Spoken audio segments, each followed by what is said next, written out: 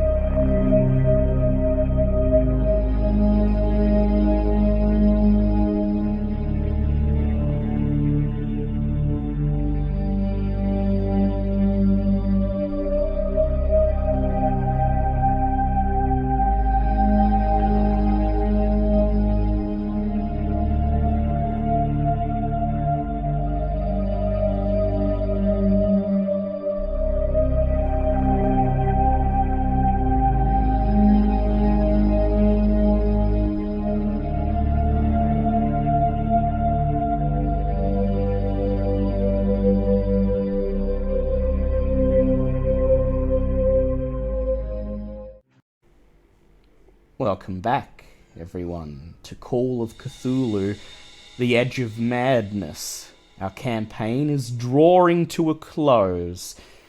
Today we start part 1 of our epic finale, Mansion of Madness. The terrible legacy of the Chapel of Contemplation is about to be fully revealed, and we will soon see whether their catastrophic plans will come to pass, whether the human race is doomed to perish, or whether you can postpone the inevitable just a little bit longer. It's September of 1923, about a month since our last session. On the east coast of the USA, temperatures are starting to fall. Winter's around the corner, but it's still a while away. Fall is just about ready to set in.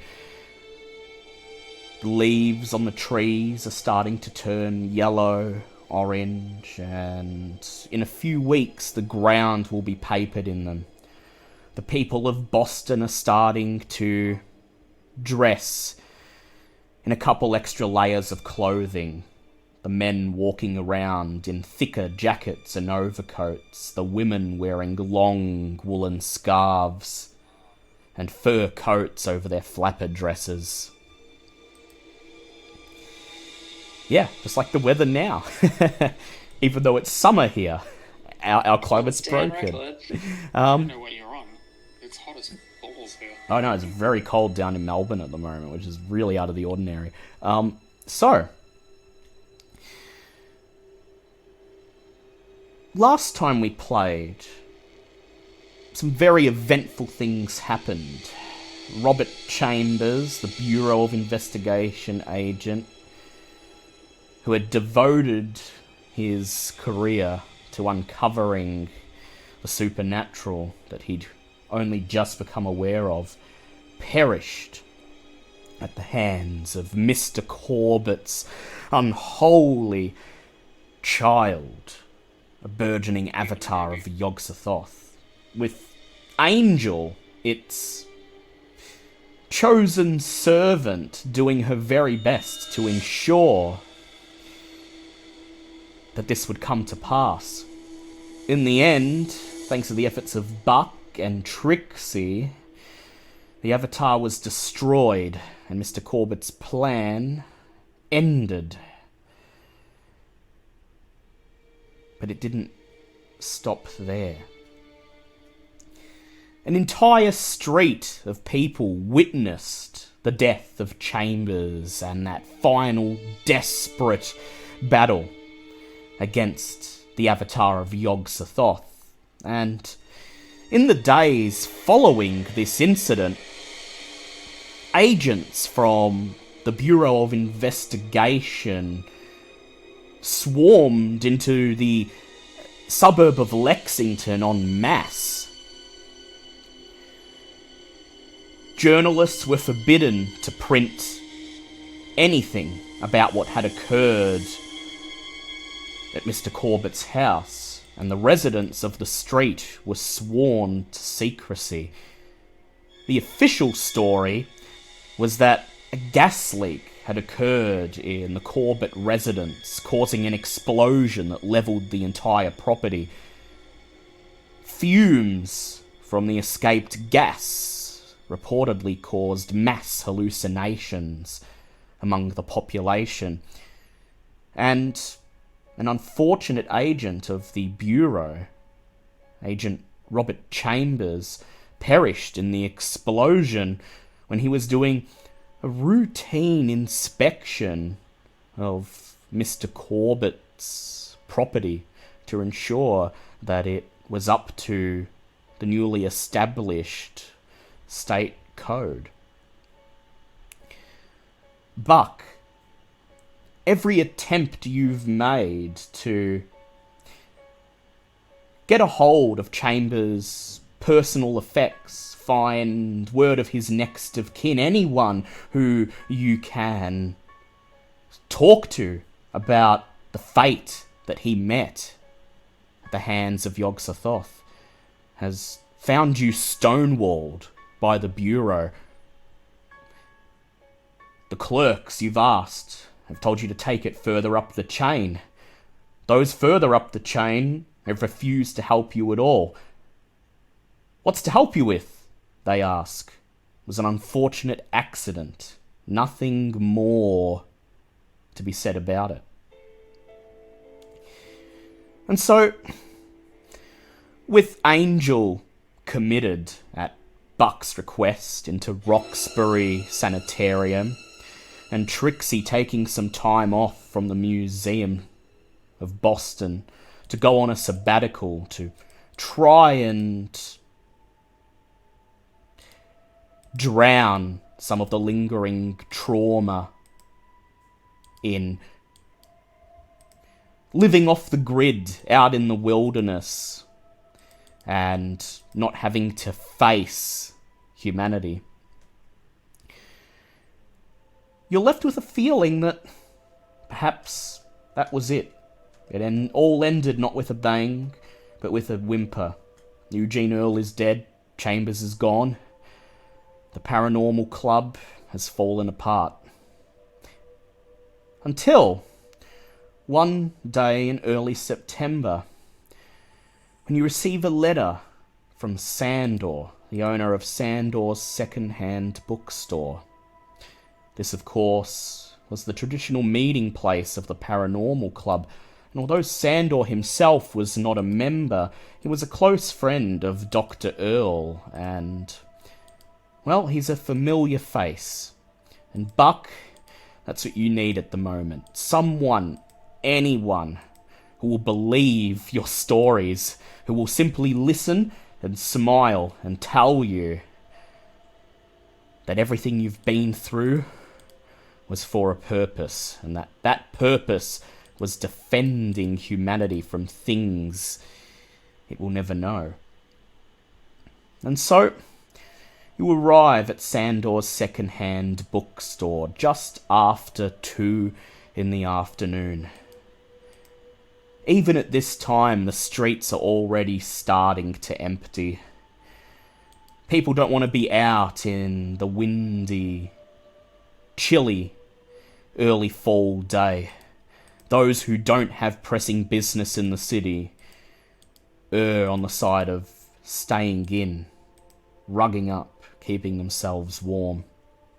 And Buck, as you step into the bookstore and walk past the piles of dusty second-hand books lining the old creaking floorboards, past the packed shelves that look like they're about to collapse under the sheer weight of the volume of books crammed into them, and into the back room, you find Sandor standing at his usual spot, kneeling over a reading table with a map of Boston, the same one that Eugene Earle used to use to track paranormal sightings.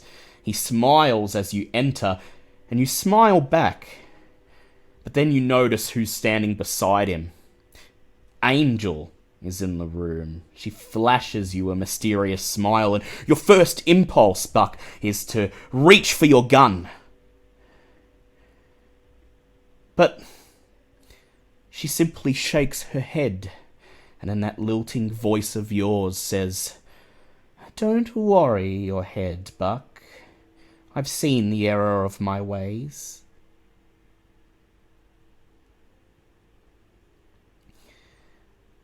On the other side... You better have. You better have, yeah. Well, Buck's got a bullet with her name on it, just in case. On the other side of Sandor stands someone you haven't seen before. A young woman, perhaps no older than 21 or 22. And as you step into the room, she looks up from the map and gives you a cautious glance. Ash, please introduce your new character. Tell us her name and what she looks like. I'm playing Vera. She's studying journalism. She's a spunky little thing. She's, quite young. She's got like a shock of shortish blonde hair. She's very fashionable and with the times. She's had the word flapper used to describe her, though she doesn't use it herself.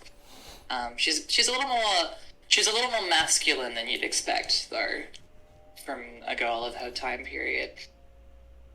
But the word flapper is coming into vogue, and that seems to be what it describes these days. Women who buck the norms of society, wear their hair short, wear low-cut clothing, drive and party, and engage in all sorts of traditionally masculine behaviours. So, Vera, you are a journalism student in your 3rd year. You attend Miskatonic University in Arkham, medium-sized city a couple hours away from Boston. And the reason you're here is because of the most curious death of your uncle, Robert Chambers. You weren't particularly close to your uncle. You only really saw him at Thanksgiving and Christmas, but he was generally an agreeable sort of man, and he always took interest in your life and affairs. Until one day, when you returned to your dormitory from class and found a cardboard box on the doorstep, addressed to you. Opened it up to find a curious collection of what was presumably your uncle's personal effects from the bureau. A leather-bound notebook, a box of bullets, no service weapon to go with it, a couple spare ties, and a fishing magazine. Included was an officially signed and notarized report from the bureau, explaining that your uncle had perished in an accident in the line of duty, and as his only identifiable next of kin, they had sent his personal effects to you. Curiously, the report didn't mention the exact cause of his death, and obviously distressed, your first impulse was to phone the bureau and find out what had happened to your uncle. And nobody was able to provide a satisfactory answer. Your questions were blown off almost without any fanfare. and it was left to you to investigate your uncle's affairs on your own, pick up those missing pieces. That's what led you to Sandor's second-hand bookstore. It was an address written down in your uncle's notebook, a place that he'd apparently spent quite a lot of time at over the last couple months. But you're not sure why. He wasn't typically a reader, and you can't think of much reason why he would spend his time in a dusty old bookstore. Nonetheless, Sandor, the kindly old man who owned the bookstore, greeted you with a smile and open arms. And he asked you a question. My dear, if you stick around, you'll find out what happened to your uncle, but I must warn you, it's a secret you might regret having learned. Are you really sure this is what you want? No such thing as bad knowledge, I'm in. No such thing as bad knowledge. A journalist through and through. You'll find out what happened to your uncle, and in the meantime, maybe get to expose your very first scoop. Something to put to your name to use in your portfolio after graduation. And so here you are, standing in the room with Buck and Angel, and now Trixie as she ambles in behind Buck. Sandor clears his throat. I know with Dr. Earl gone and what happened to Chambers that there hasn't really been much of a reason to meet up anymore, but, well, I'm not a believer in leaving loose ends, and I think I found one. And I think if Chambers and Earl were still here, they'd want to make sure everything was neatly tied up. He gestures towards Vera, and he says, this is Vera, by the way. She's, Chambers' niece. Yeah, hi, I write for the Miskatonic. Interesting. Pleasure to meet you. And likewise. Niece, you say? I hope you have some of the spunk that Chambers had. He was, probably the only good government man I've ever met. Glad to hear that. Trixie just holds out a hand, and she says, Trixie fellow few, I work down at the museum, but I'm on sabbatical at the moment. And, Buck, you notice Trixie looks quite different than she usually does. Usually she's dressed in a neat business casual, her hair nice and done up, a professional look. Today she looks particularly wild. Her hair is askew, popping out at all sorts of angles, and instead of wearing her usual business casual, she's dressed in simple khaki jeans and a vest. Same. If you look at Angel, she's wearing a t-shirt and shorts, which is kind of odd for her. Very unusual for her. In fact, Trixie looks over and she says, Angel, I hadn't heard you'd been released from the hospital. You look good. Oh, it was quite lovely down there. Many voices to speak. Well, just so long as you don't, go bad on us again. She gives a sidelong glance to Buck. What are you talking about, dear? That girl so bad on us? Chambers was talking with me. Trixie looks over at Vera and she says, Angel, she had a bit of a bad turn when your uncle... She trails off, and, well, I didn't think she'd be well enough to be released by now, but, I mean, she looks normal enough, and the doctors must have decided she was, fit to return, so... Well, it's no use dwelling on the past. Great then, okay. And you just see Vera, like, scribbling in a little notebook.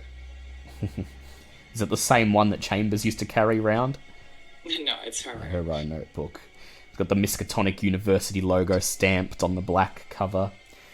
Actually, it doesn't. It's just a Because plain one. I don't think Vera is forthcoming about the fact that she's a student. Yeah, no, she wants people to think she's a real journalist. I identify with that. When I was a journalism student, I had the same problem. So, Sandor leans forwards over the map and clasps his hands together, and he says, well, I didn't want to get you all together again so soon, and if it were up to me, I would have allowed poor Angel to have more time to recover, but, well... Oh, darling, I'm quite fine. I certainly hope you are. Loss, but, I'm alright. I don't want to put any more stress on you than you can handle. There's... Stress, darling. I don't need stress. I just need to live. He nods, and he says, well, let's settle this loose end, and then we can all go back to living. And, if we never have to see each other's faces again, I'll count that as a blessing. But I love your face. Well, of course, says Sandor. I like to imagine that I aged gracefully, but... well... oh, as gracefully as the wind, my friend. let's just hope we can get our lives back on track once this is over. So, there's a woman, goes by the name of Sarah Keatling, lives up in Belmont, a couple minutes away from MIT. Well, she must have seen one of Earl's old ads for the Paranormal Club. Didn't realize that, we don't really exist anymore. And she contacted me. Had a case for me. And, well, I was just about ready to turn her away, say, give her the old, sorry, ma'am, you'll have to find someone else routine. But, well, she, mentioned the Chapel of Contemplation. He lets these words linger for a moment. Her brother Andrew, prominent socialite in that part of town, appears to have gone missing. Now, she said the police are looking into it, but they haven't turned up any leads. She did a bit of reading of her own, discovered the Chapel of Contemplation listed in some old books, and discovered the reputation that goes along with them. She started to get quite worried, and said she would like the case to be looked into by people who know about these sorts of things. He says, now, I understand. After what happened to Chambers, you're probably not too willing to run headlong into horror yet again, but I think we'd be doing a great honor to Earl and Chambers' memories if we could put this to rest once and for all.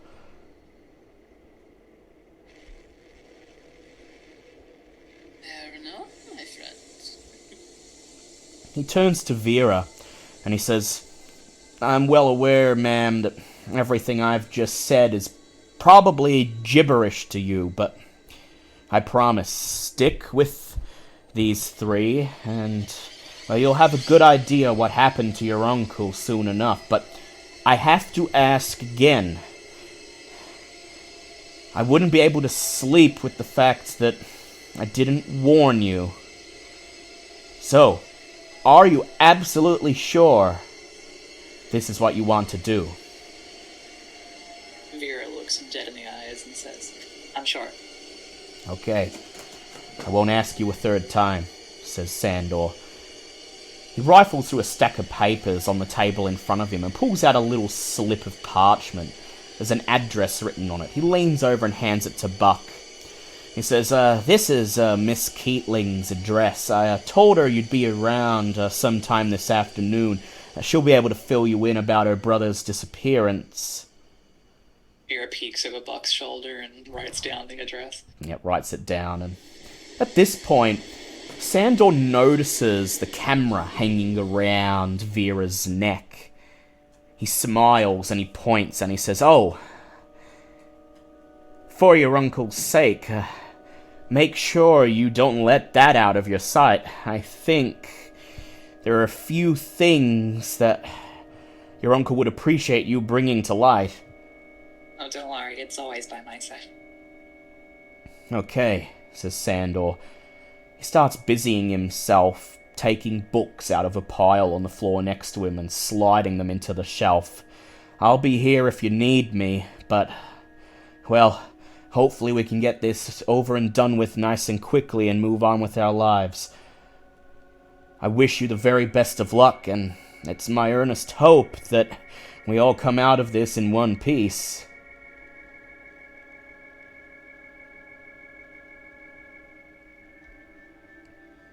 Oh, he says, before I forget, Dr. Earl's automobile.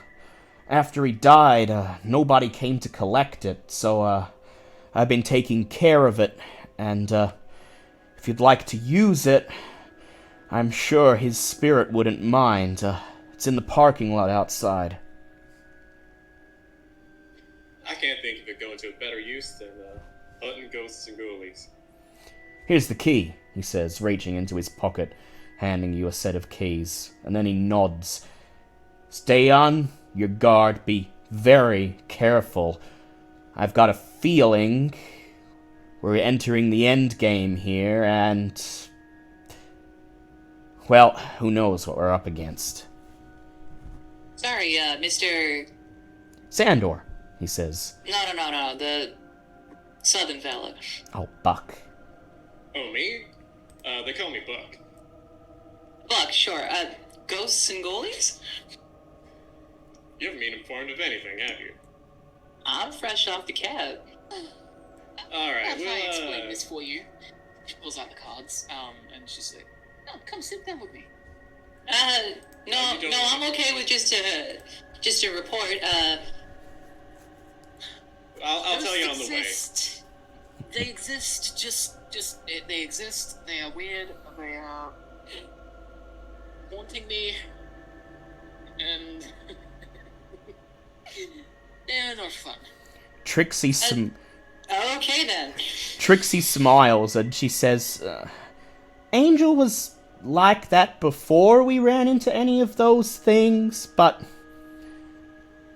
well, you'll see soon enough. So, Alright. you all make your way out of the bookstore into the parking lot where Dr. Earl's black Model T waits. There's a bit of dust on the bodywork, but for the most part, Sandor's done a decent job of taking care of it. Buck unlocks the door and slides into the driver's seat. Trixie and Angel sit in the back while Vera slides into the passenger side, right next to Buck. And then you start the engine, guide the car out of the parking lot and out onto the city streets. The Keatling residence is a large townhouse located in the suburb of Belmont. It's only a few miles out of downtown Boston. It only takes you about 15 minutes to get there. So you don't have to rush. The townhouse is grand, and at one point in time, it looks like the sort of residence that would have been home to a family of old money with a cadre of servants waiting at their every move. But that was some time ago. The townhouse now looks worn down, in disrepair. The lattice on the front is broken at several points. The front windows are dusty, and you can see a couple of shingles missing off the roof above. It's in stark contrast to the rest of the houses on this street that dwarf this one in magnificence. You step up onto the patio in front of the front door and exchange glances. You've got to be ready for anything. Who's ready to knock on the door? Angel just straight up goes up there and just knocks on it. And Yep. It's like, darling, So, we're here. so Angel's the first, walks up to the front door, grabs the knocker and knocks 3 times, calling out, "Darling, we're here!" And almost instantaneously, The doorknob turns and the door slides open, revealing a somewhat plain-looking woman in her mid-30s with thin blonde hair. There's a look of obvious concern written on her face, and there are lines under her eyes from lack of sleep. She bites her lip as she looks at each of you in turn, and she says, "Oh, the Paranormal Club?" Yes, darling. That would be us. "Oh, You're cold. please, come in." She gestures for you to enter the home, and once you're into the entrance hall, she shuts the door behind you all. She leads you through the dusty entrance hall into a small sitting room, gestures for you to take seats around the wooden table. And then as you sit down one by one, she looks from left to right. Tea? Anything to eat?" I'll have a chamomile tea, my dear. "Okay, She looks at the rest of you. No, thank you, man. I'm fine. Just a glass. Okay. Trixie shakes her head, and she says, I don't think I have the constitution for anything hard after living off the land for a couple of weeks." Miss Keatling nods. She hurries away into the kitchen. She returns a few minutes later, hands Angel a small white porcelain teacup, and Buck a tall glass containing some sort of alcohol. You can't quite identify what it is, Buck. It's either beer or whiskey, and it smells like a mixture of the two. "I hope you don't mind," says Miss Keatling.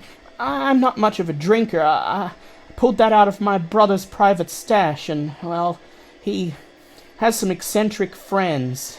There wasn't a label on the bottle, but I'm sure it hasn't gone bad or anything." All works the same once it's down. You take a sip of it, Buck, and it goes down alright. Tastes a little bit earthy, but aside from that, it's still good, and it's not this time grown by a cultist maniac who wishes to kill you. So that's a comfort at least. Miss Keatling takes a seat across on the other side of the table from you. And then she sighs, leans forwards, and buries her forehead in her hand. She says, "So, I suppose you want to know about Andrew, right?" Just start at the beginning. "Okay," she says. "Well, Andrew's always been a quiet, responsible man, at least until lately. A few months ago, he began associating with a group of young artists, and before long, he was spending much more time with them than he was at home. At first, What kind of artists? Oh, some sort of bohemian collective, ma'am," she says. They might have been university students, or they might have been just bohemians from in the city. Either way, it's not the type of crowd my brother would typically associate with. Go on. Well, look, at first I thought little of it. I expected he would lose interest in them and settle back into his normal lifestyle, but as time went on, he became more and more entrenched in their little community. He spent more and more time away from home, and, well, I'm honest, I began to suspect he'd fallen in with a bad crowd. I think he's been writing some very large checks, made out to people I don't know. She frowns. I confronted him about this, and he grew angry, and he refused to discuss it. Later, he apologized to me, and he explained that the money had been spent on some paintings with which he was going to decorate his study. When he brought the 3 paintings home, that's when my suspicions started to grow. They were all by an unknown, and they certainly did not warrant the amount of money he'd spent on them. They quite atrocious. Not only were they executed by a complete unknown, the subject matter is simply ghastly. Hardly the sort of thing you would want seen hanging in your home or even in a gallery. We had an argument about it, but Sorry, what kind of images are we talking about here? She says, they're upstairs in Andrew's study, but, well, there's something about them. It's not that they're inherently disturbing. Well, one of them is, at least, but the others, there's a strange quality to them. It could just be they're just plain not very good, but when I set eyes on them, I knew I just didn't like them. And we had an argument about it, but Andrew was vehement about their quality. He told me that they'd been painted by Josephine Garcetti, an heiress of the Chapel of Contemplation, and that one day she would be recognized as a modern-day master, and the 3 paintings would be worth a small fortune. Then after that, a few days later, he went out one evening, and he never returned. That was 2 weeks ago now. Do you mind if I take a look at those paintings in a little bit? Sure. His study's just upstairs, first door on the left, but do you think they'll help? Well, the police have already been in there. There's a detective... To tie up loose ends. She nods, and she says, well, I suppose it couldn't hurt. Maybe you'll find something the police missed. There's a detective, Patrick Devlin. He's the one in charge of the case. But I haven't heard from him in about a week now. I'm not entirely sure he's doing a proper job. I'll take a look in a minute. We should definitely touch base with him at some point today. She nods. She says, well... Do you know anything about this Garcetti? She thinks for a moment, bites her bottom lip, and she says, well, I never met the woman, and, well, if I'm honest, I was surprised that my brother was spending all this time with a woman in the first place. She leans forwards, lowers her voice, looks from left and right. Well, don't go spreading it around, but my brother's a little queer, if you know what I mean. Buck chokes on his drink slightly. Just like, interesting. She swallows, and then she says, I think he said he met her at the Boston Museum of Fine Art. He's actually quite well known down there. He gives a donation to the museum once a month, and so his name carries a lot of weight over there.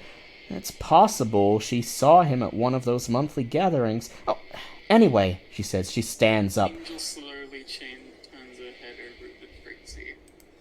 Trixie just nods and says, I haven't been there in a month, but, well, if we want to head to the museum, I'm sure my name will get us in.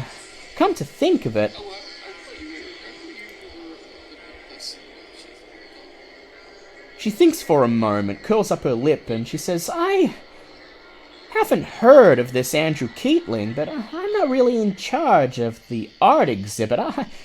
I'm in charge of the archaeological exhibits, and I've spent most of my time there ogling to get, well, an exhibit on the supernatural started, but that's neither here nor there. Needless to say, I know a few people at the museum we can talk to. Miss Keatling stands up and she says, well, hopefully that will be enlightening to you, but please, follow me. I'll take you up to Andrew's study. Finish your tea and your whiskey, and then you rise out of your chairs, and the woman leads you upstairs and into Andrew's study. Andrew's small study is dominated by 3 large, expensively framed paintings. They are clearly the focus of interest in the room. One of the paintings hangs above the desk, while another is suspended from the edge of a bookshelf, covering most of the books beneath. The third painting hangs on the wall opposite the bookshelf. Each of the 3 paintings is identified by a small silver plaque on the frame, engraved with the title of the work. Well, there they are, says Sarah. She says, I'll wait outside. I'd rather not linger in the room with these ghastly things, but feel free to take a look at anything you like in here. The police did a comb-over of the room, but maybe they missed something. And then she turns, exits the study, and shuts the door, leaving you alone. Vera immediately moves to the nearest painting. Yes. So, Vera, you move to the first painting, the one that hangs above the desk. According to the little silver placard, this one is entitled The Dweller in the Void. This painting depicts a large humanoid figure suspended in a distorted field of colour. The figure is thin, malformed, its features murky. It appears mummified, decayed. Your eye is irresistibly drawn to the hanging figure. As you begin to pick out the details in the painting, it becomes obvious that the thing you're looking at is composed of twisted and tortured faces. I'd like you to make a power check, please, Vera. Sure. In a moment, I'm also going to be taking a photo of it. Yeah, that's a good idea. Roll 1d100. Oh, why isn't that working? Okay, roll 1d100. Sorry. Sometimes it takes a while. Fail by 9. I'm going to re-roll. Yep, go ahead. Pass. Pass. For a brief second, you think you see your own face among the tortured faces composing the figure. And you feel your heart skip a beat. But then you blink, and you peer straight back at the painting, and you realise it's not your face. It's just a young woman who looks remarkably like yourself in superficial ways. Same hair colour, same eye colour, but otherwise completely different. That is eerie. And yeah, she's gonna take a photo. You take a step back, grab your camera and pull it up, sticking your eye in the viewfinder. Go ahead, make a photography check for me. Fail, gonna roll again. Roll again. Oh, fail again. Yeah. Still a student. The room is quite dim. There's only a single window, and even with this one window looking out onto the street, there's not a lot of light in the room. You snap a couple of shots of the painting to be sure, but you're not confident it's going to show up well in the resulting photograph. Meanwhile, Buck, would you like to approach one of the other paintings? Yeah, he'll approach the second one. Yeah. So, Buck, you head over to the bookshelf. It's filled with books on art history, and there's another painting suspended from the edge of it, covering up most of the books. The title plate reads Sylvan Night, and this painting depicts a beautiful blonde-headed woman sprawled nude across a great rough-hewn stone. In the dark background, you can see pine trees silhouetted against the sky. Above the treetops, seemingly forming from the very air, is a dark, swirling mass, identity unknown. Something is very disturbing about the woman's sultry expression, and her eyes seem to follow you as you step closer to the painting and then further away again. Please make a sanity check. Alright.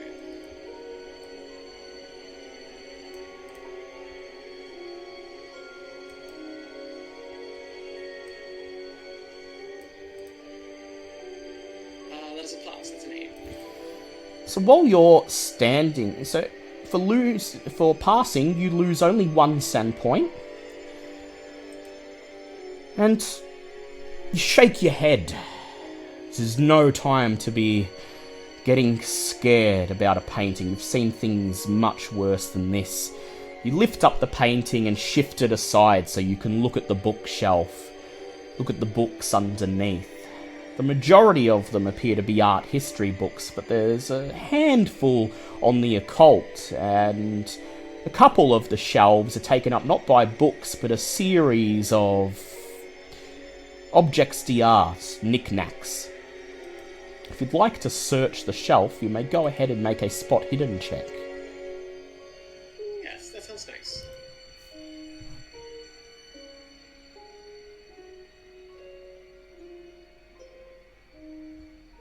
That is a fail, but I'll try again. Try again.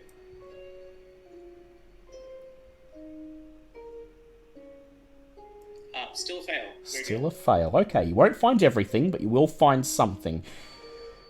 Your quick investigation of the bookshelf turns up some travel guides, some books on geography, a few tracts on shipbuilding. You notice a few slips of paper sticking out between the pages of a volume on Raphaelite plates.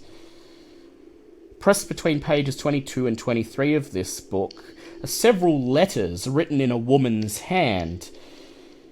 Briefly passing your gaze over them, you realise that most of them are love notes, poems, and sweet nothing scribbled on paper. There is one that appears to be of immediate interest to your investigation.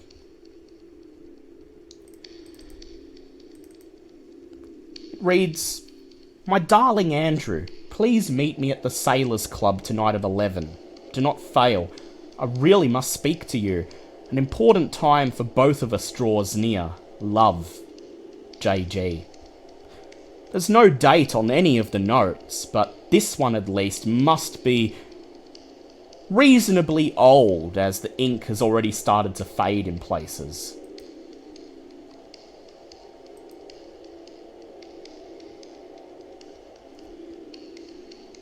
Meanwhile, Angel, do you approach the third painting?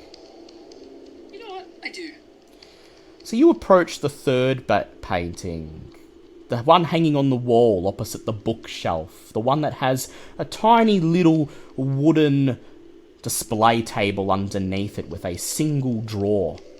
It is entitled The Watching. This painting shows a solitary building, a large mansion somewhere on the coast. As you view the painting, you notice tiny red points of light in each of the building's numerous windows and cracks. Increasingly, as you continue to look at the painting, these red points become the most significant feature. Please make a power check, Angel. Oh god, power.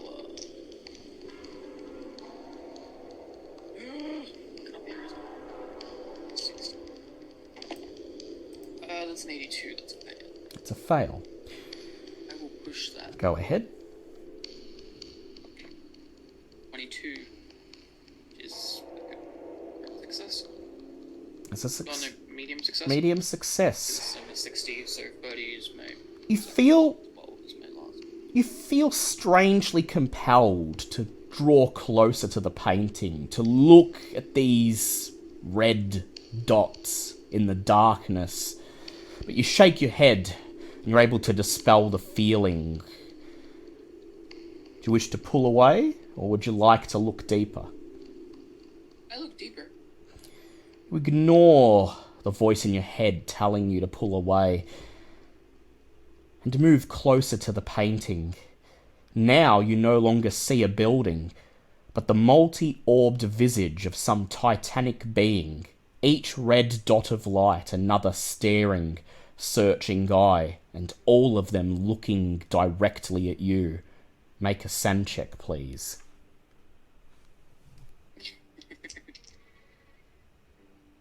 The 76 fail.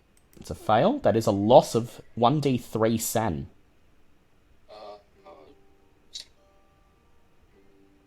What are you on now? 37. Hallucinogens. Oh, 37. A bunch of hallucinogens, yes, probably. So, Angel, for just a moment, you see a tiny pinprick of blackness in the center of one of the eyes, a pupil. It's gazing off to the side, but it shifts, looks right into your own eye, and your mouth opens. You let out a little scream, ah! As you jump back from the painting, when you look back at it, you can no longer see this titanic being. It's just a mansion on the coast once again. Holy shit! What the fuck? Vera, you see Angel jump away from one of the paintings while Buck removes one from its spot on the bookshelf and begins searching through the books. You should probably take photos of the other two while you've got a chance. Oh, you okay there? I'll get back to you on that one. Trixie just smiles, shakes her head, and she says, "Oh, we've all been through so much. Even Angel's starting to have her mind play tricks on her." Right, let's get back to that. And then she's going to go take some photos, and then after that she's going to go back to the frame of the first one. Yep, so go ahead, make a photography check. 31, that's a pass. That's a pass. This time you're extra careful. You pick up one of the paintings, hang it up on a hook on the wall directly opposite the window. And then you stand in front of it, raise the camera to your eye, peer through the viewfinder and press the button. Click, click! Then do the same for the second picture. Click, click! I'd like you to make a power check for me, please, Vera. Yep. For missed by 6, I'll reroll. Yep, go ahead. That's a fail. That's a fail.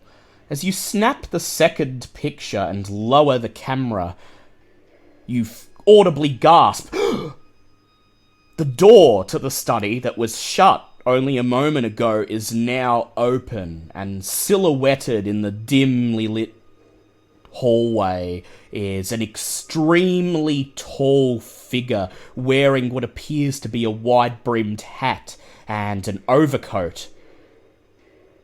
You look over your shoulder at the others to get their attention, but then, when you turn around once more, the door is closed. The figure is gone. Make a sanity check for me, Vera. Pass. Pass. That is a sanity loss of 1. No worries. Oh, okay, you guys are rubbing off on me real fast. Yeah, trust me, that's not me. Trixie frowns. Did you see something? In the painting, or...? Not in the painting, don't worry about it. Trixie nods. She moves over to Buck, stares down at the note in his hand, and she says, "Well, I wonder if I'm right in thinking those initials, JG, stand for Josephine Garcetti." Yeah, it'd be strange if it wasn't. At this point, you hear the sound of the door opening. You whirl around as Sarah Keatling shuffles into the room, doing her very best to not look at any of the paintings. Her gaze fixates directly on you. She notices the scrap of paper you're holding in your hand, and she frowns, and she says, Oh, did you find something?"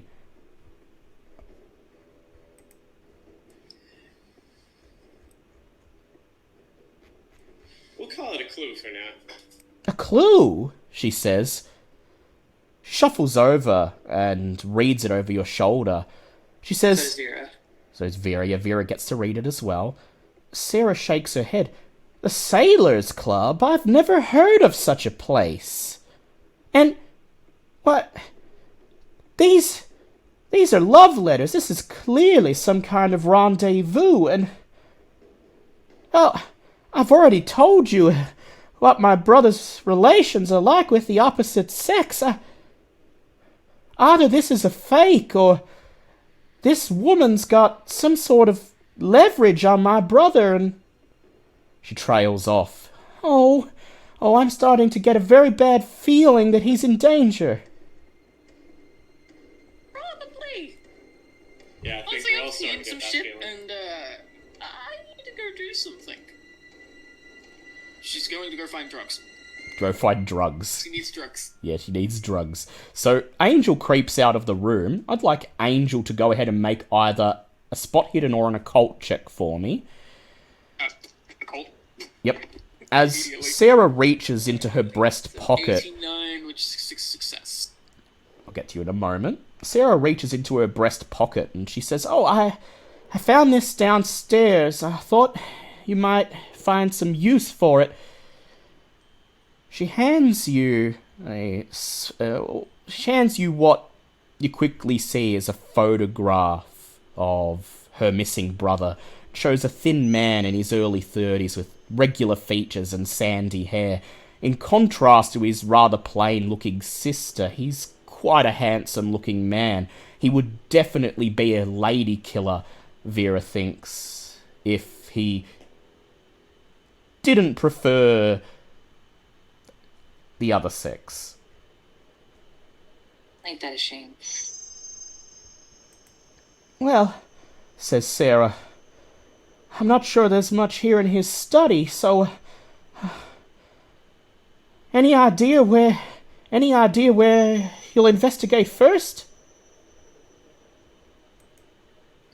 If you don't mind us taking that picture with us, we might go down to the bar first. The bar. Oh, you mean the Sailors Club? Well, I don't rightly know where that is, and... Well, she leans in and whispers, "I think it sounds like one of those speakeasies."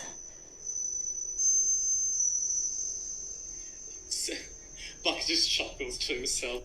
"Now don't you worry about that, man. I know my way around the speakeasies." Well, Vera does her best impression of looking horrified. I'm sure you do, laughs Sarah. And then she says, "But, well, not just anyone on the street knows where you can find a place like that. You'd have to speak to someone who knows about those things, and, well, if you mentioned earlier you might pay a visit to Sergeant Devlin, maybe he might rightly know." Yeah, that would make more sense. Man, I shouldn't have had that drink before. Dulled my senses a bit. She says, "Otherwise, I know Andrew's got some connections at the museum, so maybe if you ask around there, someone might know something about this Josephine Garcetti, at least. Andrew said she's an up-and-coming artist, so maybe someone down that way would at least have heard of her." It's at this point that Angel stumbles back into the room. Her eyes are wide and bloodshot, and she's looking from left to right, sniffing.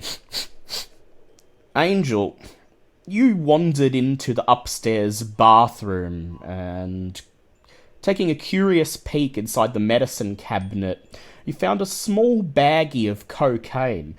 Cocaine, of course, in the 1920s, quite commonly used as a form of pain relief, sometimes even as cough or flu medicine. Some people believe it cures headaches. But it was enough for you. You wasted no time getting a line out on the bathroom counter and snorting it up, and then feeling the rush begin to hit your brain. You slip the rest of the baggie into your pocket and return to the others. You may do your next sand check with advantage.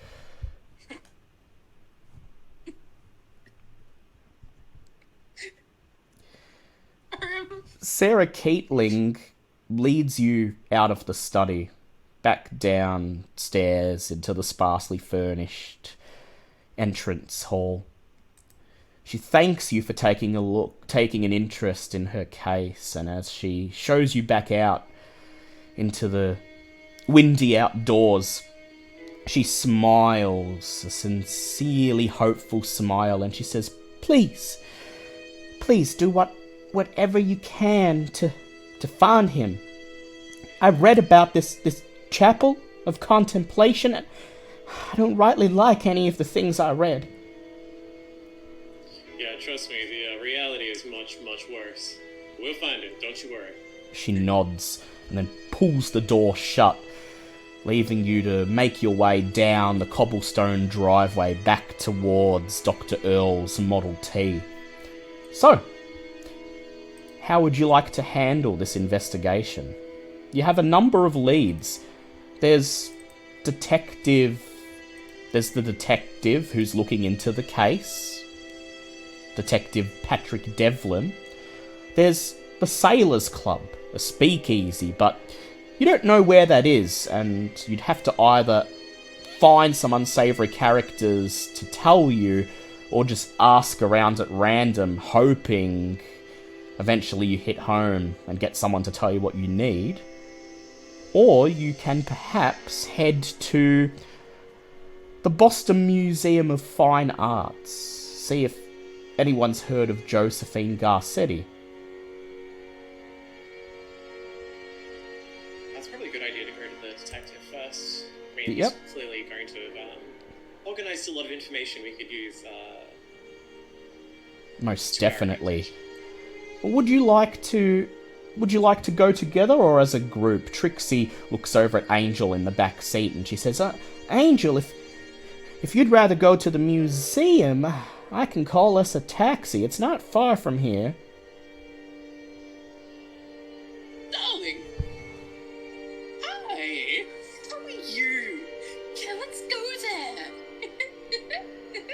Trixie pushes open the back door of the Model T, climbs out as Angel reaches out, grabs her wrist, and follows her out of the car. Trixie looks over her shoulder and she says, let's meet up, back at Sandor's bookstore, in 2 hours or so, and we'll go over what we've learned, see where we can go from there. Yeah, sounds like a great Let's idea. have fun!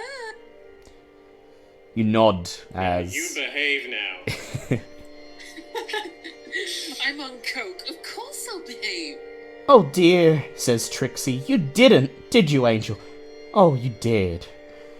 And then she sighs, Whitest fucking grin and rolls her eyes as she grabs Angel by the shoulder and guides her. I'm better on drugs than I am normally. That is...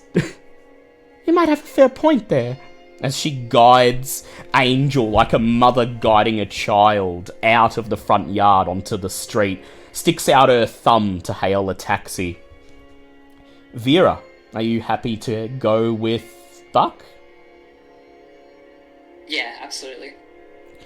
Buck nods as he winds up the window, turns the key in the ignition, and you watch as Angel and Trixie disappear, swallowed up by the brick wall of a building at the end of the street. Quite a character, that one. Yeah, I was hoping to get you alone for a minute. Oh? You might want to keep an eye on her. She's a good part of the reason why your uncle's dead. What do you mean? I'm not sure how to explain it. There's a gigantic monster, tore up an entire street. sorry, what? Yeah, it's hard to believe, I know, but it's the truth. Yeah, Miss Angel tried to stab me through the heart, nearly sent us all to our graves. Definitely keep an eye on her. And Vera just sort of scribbles that they were all mad. Yeah, just writes. Just writes, they are all possibly mad, 3 question marks. And then underlines it. So that wasn't it as well. 20 minutes later, you're stepping through the front doors of the 12th Precinct Police Station. The waiting area is decorated in bleak wooden paneling, filled with well-worn, leather-backed chairs. There's not a lot of people in the waiting room today. There's a rather stocky-looking man wearing dirt and mud-spluttered overalls, clutching a wood-cutting hatchet in his right hand as he leans back in a chair, resting his muddy boots on the back of the chair in front of him. As you walk past him, you can't help but notice a stain on the blade of his axe that looks suspiciously like blood. An overworked-looking secretary with mousy brown hair looks up at you as you approach. She smiles and she says, "Oh, hello, reporting a crime, or are you here to get our latest community watch guide?" Hi, I'm with the Miskatonic, actually. I was hoping I could speak to, Buck, did you know, his name?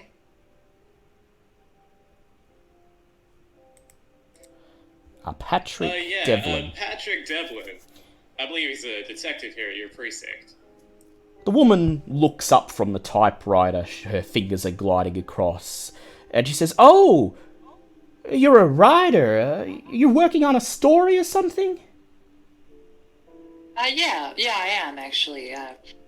Looking into the, strange death. Well, go ahead and make a persuade check for me, please, Vera. And persuade is 45. So that's definitely not a pass. Let me roll it again. Pass. She nods. Well, Detective Devlin's been in the news quite recently, of course. I was expecting the questions to have run their course by now, but I suppose with what he's done, there'll be people wanting to speak to him for quite some time yet. Head through the door behind me, and he's at the desk at the very back of the room. You'll see his nameplate there. You won't be able to miss him. She flashes you a smile and winks. Best of luck with your story, dear. Thank you. You step through the door behind her into the main office of the police station. At least 10 desks are scattered across this large open room, half of them manned by tired-looking, uniformed beat cops, either rifling through folders or scribbling down their reports on stacks of paper. You make your way to the desk at the very back of the room, and sure enough, the nameplate reads Detective Sergeant Patrick Devlin. He's a harried-looking officer in his mid-40s, a big man with a doughy-looking face and thinning hair, his forehead dotted by small beads of sweat that glimmer in the light of the little lamp on the desk in front of him. He's wearing a plain light-coloured suit. It seems to be roughly one size too small for his bulky frame. As you approach, he shifts in his chair and leans over the desk to greet you. And I'd like you both to make spot hidden checks, please. No, it's a fail. To fail?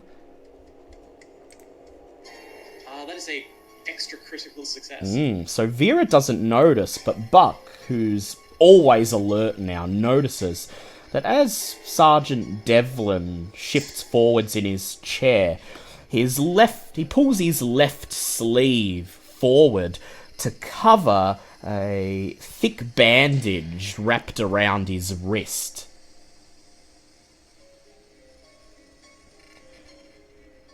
He looks at you, narrows his eyes.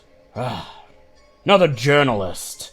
Fine, look, I'll answer whatever questions you have, but I'm not sure what I can tell you that I haven't already told the Globe. Don't worry, this won't take too long. Okay, sure. He holds out a beefy hand. I'm, Sergeant Patrick Devlin. Pleasure to meet you. Yeah, Vera takes it and gives quite a firm handshake. Devlin yawns, leans back in his chair, it creaks under his considerable weight, and he says, "Okay, so, what can I do for you?" Well, first of all, what can you tell me about the case? Just the broad strokes. Just to make sure everything lines up. Well, what case you working on? The death of Robert Chambers, actually. Robert Chambers? He thinks for a moment, then he whistles.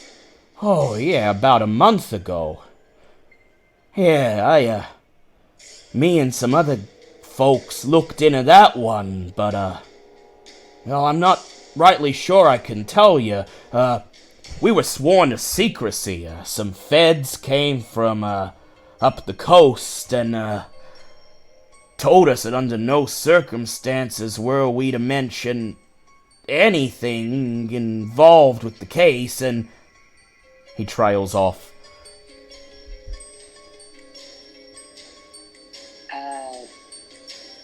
Well, what I really nothing you can mention about the case at all. How would you like to push it? Would you like to use a persuade roll, or would you like to charm him or bribe him?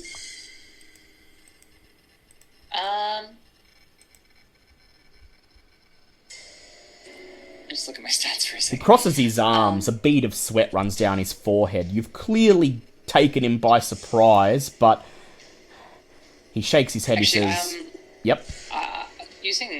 I'm just using psychology actually to see if I can get some insight into what's going on. Yeah, go ahead. Make why he might be stressed about that. Make a psychology check. Fail one more time. Plus. He shakes his head. Look, I don't want to lose my job, alright? As he says this, there's a look of apprehension on his face, and you notice he seems to unconsciously rub his wrist with his right hand, touching where the bandage is under his sleeve. Losing his job seems to be the least of his problems. It's clear that there's something weighing on his mind, and he wants to talk about it, but he's been ordered not to. Alright, well, I understand. Just, I wonder if this... I get a feeling this is a little personal for you. By the way, how'd you get the, what's with the bandage?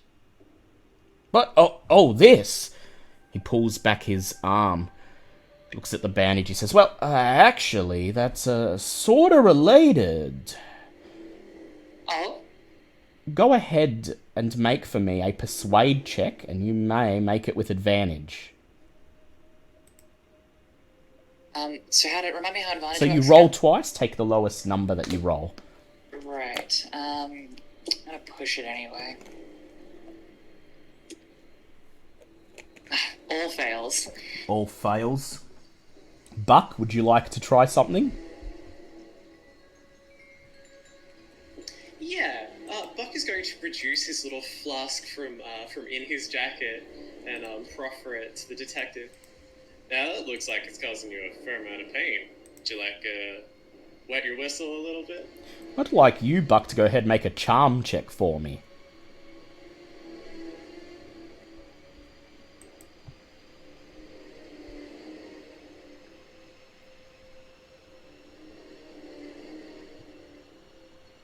That is a critical success. Critical success.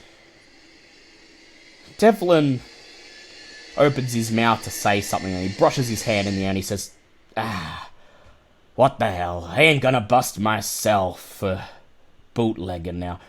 Alright, sure. He leans forwards, grabs your hip flask and unscrews the lid, takes a sip and then hands it back to you. And he says, alright, look, this is strictly off the record, okay? No writing any of this down. He points his finger at Vera. Oh, you got it. Feds had us looking into a chapel of contemplation. Some sort of cult, as I understand it. And, well, we found a group connected with them, all right, and me and a few of my colleagues conducted a raid on the premises 2 weeks ago. The raid itself was reported by the Globe. If you head over to their offices, they may have one of the papers from 2 weeks ago that you can take a look at. But, We ended up apprehending most of the members of the group. They were hiding out in a house in the suburbs. But the leader of the cult, a woman by the name of Josephine Garcetti, escaped. I believe she's hiding out somewhere in the greater Boston area. But, well, the feds stepped in, said we'd done our part and that they'd take it from here. Hey, look, he says, if you're interested, I've actually got some of the crime scene photos. He slides open the drawer on the desk, pulls out 6 grainy photographs and lays them out in a line on the desk. They're not for the faint-hearted. Along with the grisly images, there are captions detailing each victim's name, where the body was found, and technical details are noted along the sides of each photo, sketched with a pencil. All of them read the same: dagger wound to throat, followed by post-mortem mutilation by human bites. All of the victims appear to be young men. Are their faces recognizable? Their faces seem to have been mutilated beyond recognition, covered in bite marks. Vera, is making her best effort to look unfazed. So, Buck, you are fine. You've seen worse than this. No send check required. But, Vera, I'd like you to make a send check, please. Pass. Pass. So that is a loss of 1d3 sen. You've never seen... Nice. Never seen crime photos like this, not up close. Lost 1. Lost 1. Like I said, says Devlin, shaking his head, they ain't pretty. Do any of the names match up with Andrew Caitling?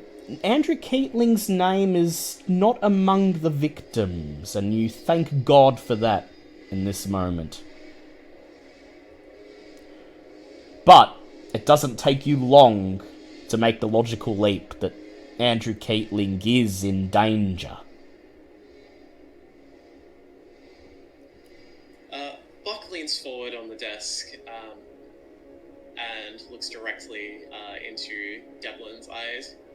Now, this Josephine, what can you tell us about her? And remember, this is very important. I'd like Buck to go ahead and make either an appearance or persuade check for me. Can I possibly use an intimidate? Oh yeah, go ahead, yeah. Say, you lean in and you say, I need you to tell me everything about this Josephine Garcetti, or someone else is gonna die soon.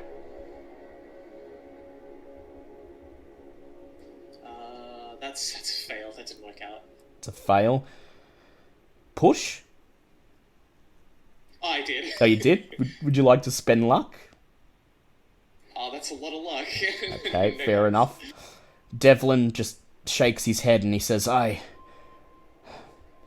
Look, I advise you just stick your nose out of it. Let the feds deal with it. They'll catch her before all is said and done. Unless... He looks towards Vera. He says, Ma'am, I have your word that none of this is going to be published. You got it. I'd like you to make an appearance check, please, Vera.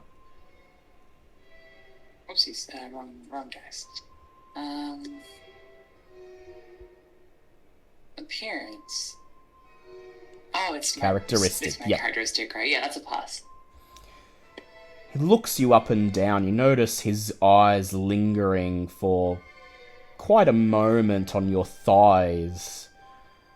And then he looks up into your face and he says, Well, I hate to turn away a pretty face empty-handed, but, well, feds took most of the evidence we got from the raid, but, well, there's one thing in particular that they haven't got to yet, and, Well, I'll allow you to duck in and out of the evidence room so long as you don't take anything and don't mention to anyone that I let you in there. Oh, you're a saint. Thank you so much. He I'll give you gestures. another swig on the way out. He nods as he directs you to a single metal door over in the corner of the room, and then he winks. He says, "Remember, off the record." Buck's gonna lean over to Vera once we're kind of out of earshot. You brought your camera, right? Beards winks at him. Oh, you are just like your uncle. Making sure he's out of earshot as you say that. You make your way to the metal door, reach down, push it open, and enter the pitch black evidence room. Buck, you fumble around for a moment until you feel a chain dangling from the roof. You grab it and pull it, and ting, ding, ding, ding, ding, ding, ding, ding, ding, ding, ding, ding, ding. Fluorescent light flickers a couple times and bathes the room in a harsh white glow. The room is comprised of several shelves filled with filing cabinets and cardboard boxes of evidence. He told you you're free to take a look, but he didn't tell you exactly where the stuff on the Keatling case is found. So, go ahead and make a library use check.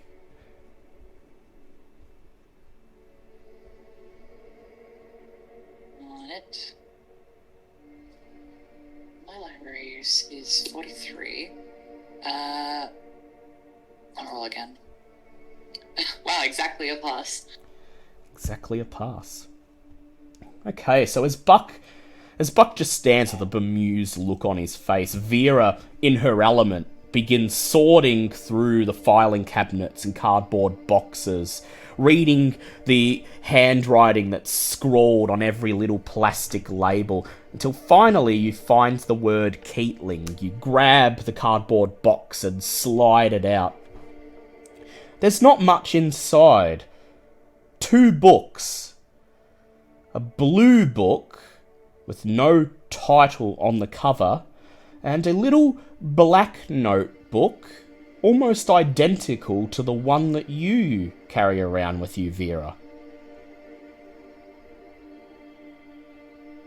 Yeah, definitely having a look at the notebook. You beckon Buck over and reach into the box, grab out the notebook, press it down on a nearby table, and begin to read. Excerpts from a diary. Only the entries with direct interest in the investigation are here as you flick through the book. June 30th, 1916. Dear Diary, I don't know how to write about it, but my dreams have been so strong the last few nights that I'm actually scared. It seems that I was in a big cave, all filled with glowing lights, and then I heard a voice, a big voice, but it made noise only in my head, like someone else's thoughts were there, racing around inside my skull. I can almost still hear it, whispering to me even as I write this. For some reason I'm afraid, but it was, after all, only a dream. August 28th, 1916. Dear Diary, I keep having dreams about the voice. It says it wants to teach me things, but somehow it makes me be afraid. I want to tell Mother about it, but somehow I feel she wouldn't understand. As winter arrives, entries referring to the dream voice become more common, but Josephine remains undecided about listening to the mysterious voice. All her diary entries, however, adopt a darker tone. January 28th, 1917. Dear Diary, I tell you I cannot attend this house. The walls are pounding in on me. I cannot get the dreams about the voice out of my head, and even now I can see that strange cave. I hate my mother, and I wish I could pass from this house into the warm darkness of the ground. The entries retain this tone throughout the winter and spring of 1917. Pages at a time are free of words but are covered with intricate, convoluted cross-hatchings. At first glance, the patterns only show a good sense of texture, but at times, faces seem to resolve themselves out of the dense layers of crossed lines. June 29th, 1917. The teachers at school seem so amazed by the things I draw. Some of them say I have real talent and should go to school somewhere to learn how to draw better. I tried to tell them that I only draw the things I see in my dreams, but I don't think they really believed me. Mother says the pictures are no good, but I think she's wrong. The voice in my dream says I could draw better, but that I must get away from here. I want to leave this house as soon as I can. Mr. Matthews says there's a contest coming up in Pittsburgh. The winning entrant will be given an art scholarship to Boston University. I'm already starting on a picture I think I will win. June 30th, 1917. The voice came again last night while I was dreaming. It told me that if I would listen to it and do as it says, that I will have everything I ever wanted out of life. For the first time I opened my eyes, and then I saw the voice and what it was. It was blurry, so I couldn't see much, but I know that it's awfully big. It showed me something I could draw for the contest, and told me if I did a good job I couldn't help but win. I think the voice really wants me to win and go to Boston. I hope it happens. I can't stand my mother much longer. I swear, she makes me so mad that sometimes I think I'll kill her. Buck and Vera, please make send checks for me.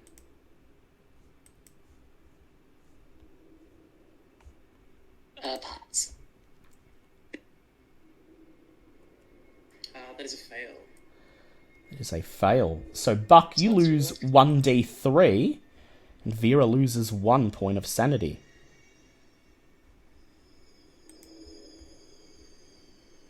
Yuck. That's yeah, no, that tracks. Gotta say. Would you believe me if I said this wasn't the strangest thing I've read lately? You talked about a monster in the car, honey. You turn your Oh, so attention. you're starting to believe me, are you? You turn your Sure. attention to the leather-bound blue book. Flip it open, and there's a title there on the first page: Scriptures of the Riven Valley. It appears to be some sort of anthropological study written by someone called Flann O'Leary. It's published in 1902. Vera, go ahead and make an own language check to read this particularly dense text. This should be fine. Yeah, it's a pass. Yeah, you'll definitely be good at this. I've got an 80 in our language. You skim the book, highlighting several passages of note, pointing them out to Buck with your finger. Passages from Scriptures of the Riven Valley. Many stories of the area seem to have their basis in old Indian legends regarding a being that dwelt somewhere in the shadowland of the hills. This god could contact those it wanted through their dreams and command them. Often, those who would dream of this would end up being driven mad. These unfortunates would end up being expelled from their tribes and forced into the wilderness to make their way on their own. The area was taboo to the tribes of the area, but occasionally one seeking wisdom or knowledge would, regardless of the risks, sleep in these dark and forbidding hills. An old woman told me a story about a neighbour who once, after suffering a particularly terrible series of nightmares, slew his entire family with an axe before hanging himself in his woodshed. The old woman told me that the man had always been a good husband and father, but apparently lost his mind. She remembers her uncle telling her that old Martin Garcetti was a good man until they moved out of town and into the new house he'd built for his family on the slopes of the mountain. This house was built in an area shunned by the local Indians. The house still stands and is presently occupied by other members of the same family, although none of them seem to have been afflicted by any form of madness. The Gunderson party was among the first whites to make a home for themselves in the area and, despite the warnings of local Indians, built their first rude settlements among those hills the Indians so assiduously avoided. Although the early settlement seemed to prosper for the first year, it was not long before tragedy struck. Apparently during the long winter, one of the settlers lost his mind. When they were discovered by visitors from nearby Pittsburgh, all the miners and their families were dead. apparently killed by wolves, their faces terribly bitten and chewed. Only one man's death was caused by other means. A single bullet wound to the forehead, an obvious suicide. Oddly enough, the marauding wolves did not see fit to ravage this body, as they had the others.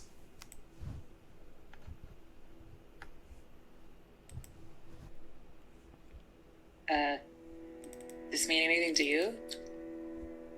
Yeah, I think we saw a repeat of this in those photos that Devlin showed us. Uh-huh. And you hadn't read this or anything like this before? Nope, it's news to me. And of course, the name Garcetti is mentioned in the text. A Martin Garcetti. Perhaps an ancestor of Josephine's. Well, there's certainly something going on here at the very least. Alright. Fist raps on the metal door. Hey, you guys done in there? Yeah, we're just coming out now. Vera, go ahead, make a photography check for me. That's critical. Critical. You hold the book open at various points, snapping pictures of the pages. Click, click, click, and do the same thing for the diary.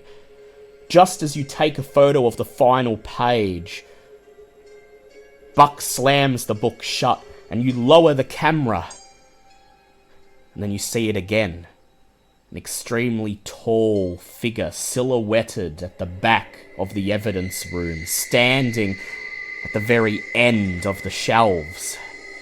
You reach out to grab Buck's shoulder, but once again, the figure is gone in an instant. Please make a send check, Vera. Rapidly chipping into it. Oh, I got rolled 100. That's not a pass. If that's a pass, you lose 1. If it's not a pass, it's 3. Yeah, I rolled 100. Yeah. Yeah, so 3. Buck. Cool, already lost 6. That's nice. Buck, That's good. as Vera lowers her camera, you see her face is pale, shocked. You feeling alright? No, I'm fine. Let's get out of here. We're done here, right? I mean, if you say we're done here, I think we're done here. I think our detective says we're done here. You grab Alright, Vera. says we're done here, we're done here. You grab Vera by the arm, turn her around and steer her towards the door. As Detective Devlin escorts you back towards the entrance of the precinct, I'd like the two of you to make spot hidden checks, please.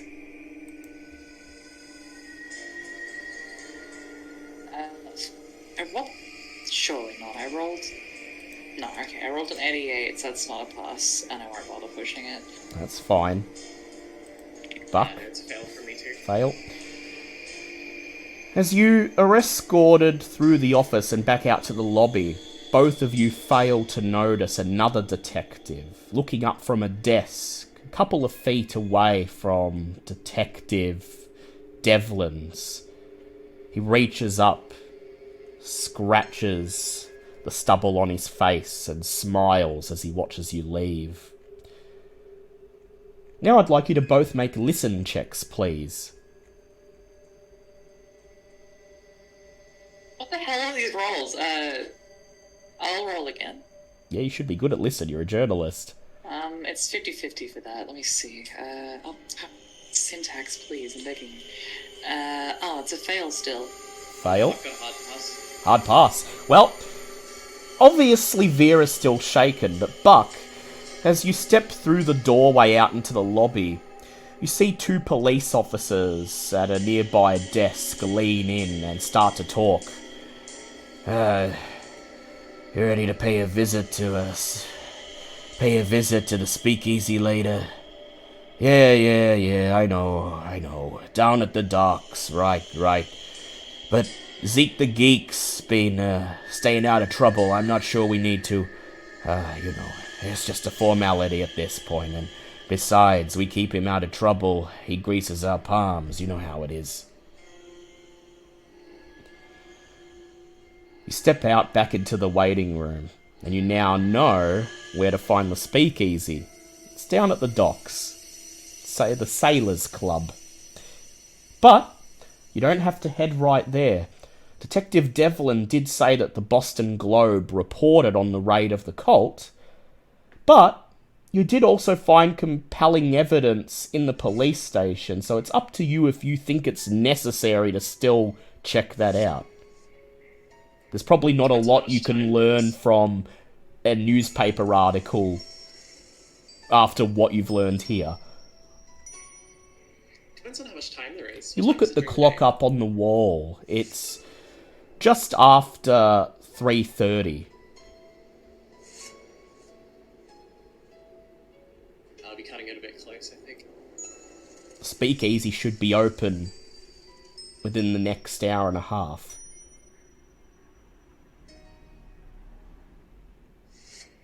No, we should have time then. Sure. What do you say? We head over to the Globe and get ourselves a reprint? Sounds good to me. She's in her element. Step out of the police station, back into the windy streets, and we cross to Angel. Angel, you and Trixie step up to the entryway of the Museum of Fine Arts on Huntington Avenue. This neoclassical building is flanked with 4 Roman-esque marble pillars. There are 3 sets of double glass doors welcoming you and a big colourful sign on a sandwich board on the front step reading, "New exhibit, the wonders of ancient Egypt, the tomb of King Tut." Trixie looks at this and she smiles and she says, "Oh, right, yes, I forgot that they had that planned that exhibit to open the week after I left for my sabbatical. Well, after you," she says, gesturing towards the door. And then, Angel, you step forwards, step through the glass doors into the museum itself. And this museum is a wonder to behold. The nucleus of its collection is concentrated in the area just beyond the lobby, a collection of works formerly found in the Boston Athenaeum, at least according to the big sign hanging on the wall. Aside from the paintings, the museum is decorated with a large number of statues, busts, casts, a very noble selection of tapestries, a fine collection of oriental pieces, and an extensive collection of ceramics and metalwork. Take a few... Tut. King Tut. More like King Fucked. Trixie looks over at you, she raises an eyebrow, and she says, "I don't suppose you believe in the curse that they say is placed on his tomb?" Curses don't exist, love.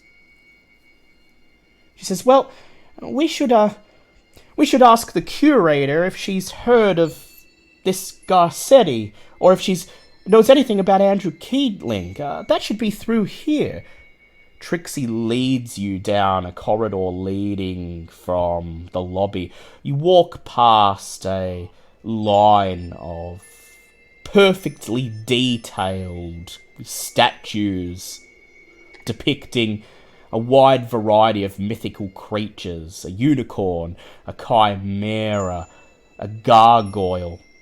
Each statue growing progressively more sinister, and the very last one, a tall, thin man in a long overcoat with a devil's face under his wide-brimmed hat, seems almost alive, watching you as you stroll past, your footfalls echoing on the polished tiles. You step into the reception area of the museum. There's a short, thin man with silver spectacles leaning over the counter. He's currently poring through a guest registry, but he looks up as you approach. Oh, Miss Fellowview, you're back already. No, says Trixie, holding out her hand. I still have a bit of my vacation left. I'm just, handling a favor for a friend, and hopefully I'll be over and done with it soon so I can get back to the wild and back to nature. This is, Angel. She's a friend of mine, she says, introducing you. You notice, Angel, that she does not introduce you by your full name. Jeez, darling, not even going to use my full name here, are we? The man raises an... Yes. The man raises an eyebrow and he says, Angel, nice to meet you. My name's Eustace Connolly. And, I'm sorry, Angel, Trixie seems to have made rather a big deal of your last name. I'm sorry, do you happen to be someone I should have heard of? My name is Angel Christ,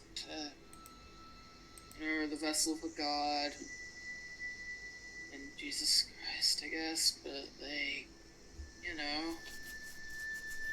Christ, he says.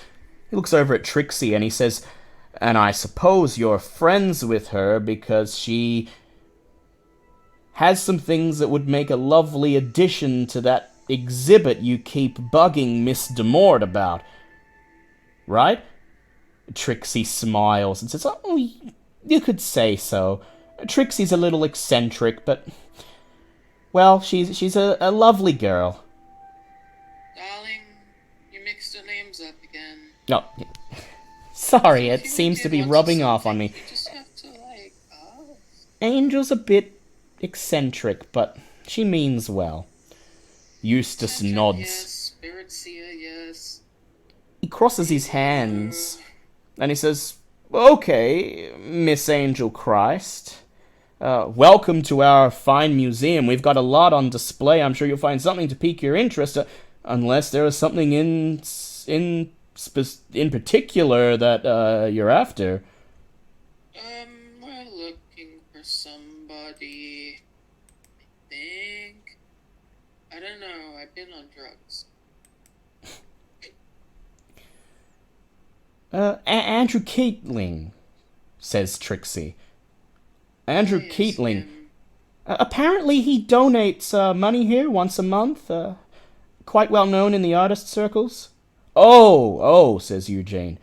Oh, well, you'll have to speak to Miss Demort about that. She's the curator of the paintings. She'll probably know who you're talking about, but, well, she's rather busy today, and, I'm remiss to let you in without an appointment. Perhaps you might like to come back tomorrow. Busy schmizzy. Just go together. I would like you, Angel, to please make a fast talk check, if you have it. I don't. You may go ahead and make an appearance check instead. Or you may make an occult check. Oh, fuck that. No, I'm doing a cold all the time. That's a success. Busy schmizzy, you say airily. You reach down the hem of your t-shirt, clutching the amulet you wear, hidden to everyone else, and you say, well, I see you've brought King Tut into the museum, and I might just let the curse run its course if you don't let me see the curator. Eugene. Yes. Eugene blinks once, twice, puzzled. Okay then, He looks over at Trixie and he sighs and he says, okay, you can go in and see her. I'll let her know you're on your way, but you owe me, okay? Trixie nods and winks. She says, as soon as I'm back from my sabbatical. Come along, Angel, she says. Oh, wait, I want to talk to this man. She stops, turns around and frowns. Eugene smiles and he says, yes, Miss Angel, you have more questions? No, I just wanted to tell you you're an idiot. You only think there's a curse here. Of course. Pays to be an acting hero. He says, Anyway, rolls his eyes, looks over at Trixie, and he says, you owe me 3 favors. She laughs as she leads you away from the reception hall, down the hallway to the office of the curator. There's a nameplate on the door, Madeleine Dumort. Trixie doesn't knock. She just grabs the knob, pushes the door open, and Miss Dumort looks up from her desk where she's running over an inventory of recently purchased art pieces. She's an attractive woman of medium height. She has red hair and is dressed in a conservative but stylish manner. Her desk is littered with photographs of paintings, gallery schedules, pen nibs, small objects of art, and several art magazines. Miss Fellowfew, I wasn't expecting you back for another several weeks. Eugene's just called ahead. Apparently, your friend here has some extremely pressing business that needs to be conducted now, when I'm in the middle of working out the budget for the new exhibit. fucking hell, he's quick. Yes, we require to speak with you.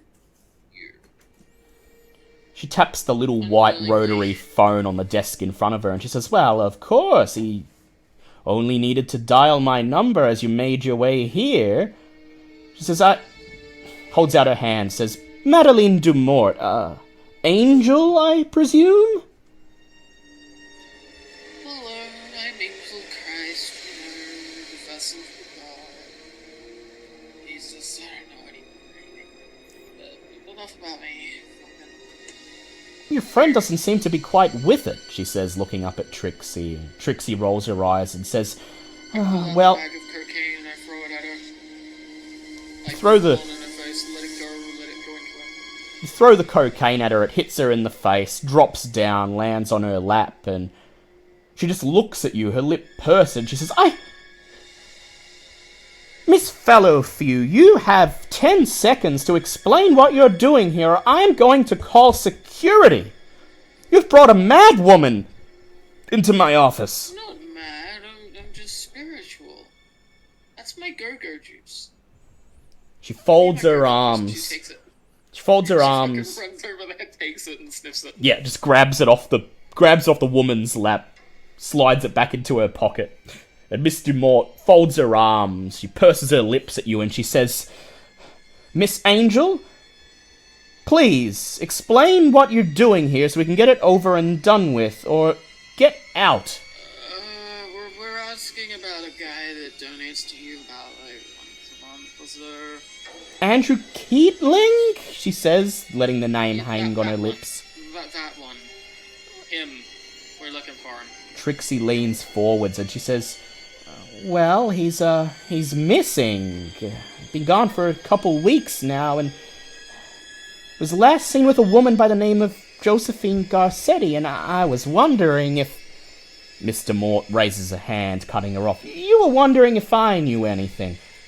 Well, missing or not, Mr. Keatling is one of the greatest patrons of this museum, particularly of the visual arts, and I will not divulge his personal information willy-nilly.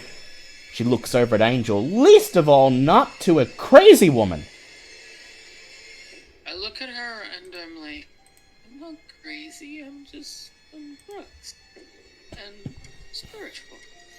I have fucking people talking to me, alright? It's not fun. It's not fun when you have some fucking massive god in your fucking head. He's not cool. He's fucking. She just shuts and slams the fucking door and just like. On. slams the door behind her. I would like you to go ahead and make an intimidate check.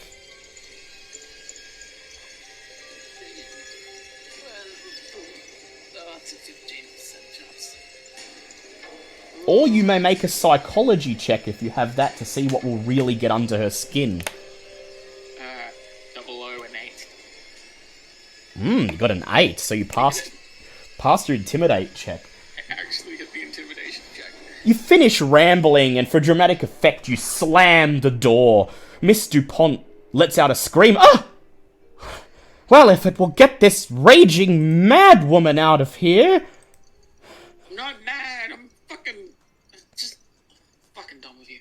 Trixie looks at you and she says, just, Angel, I know, you're not crazy, just please take a deep breath. Trixie, I am so fucking done with everyone calling me crazy. I have heard so much shit in my head.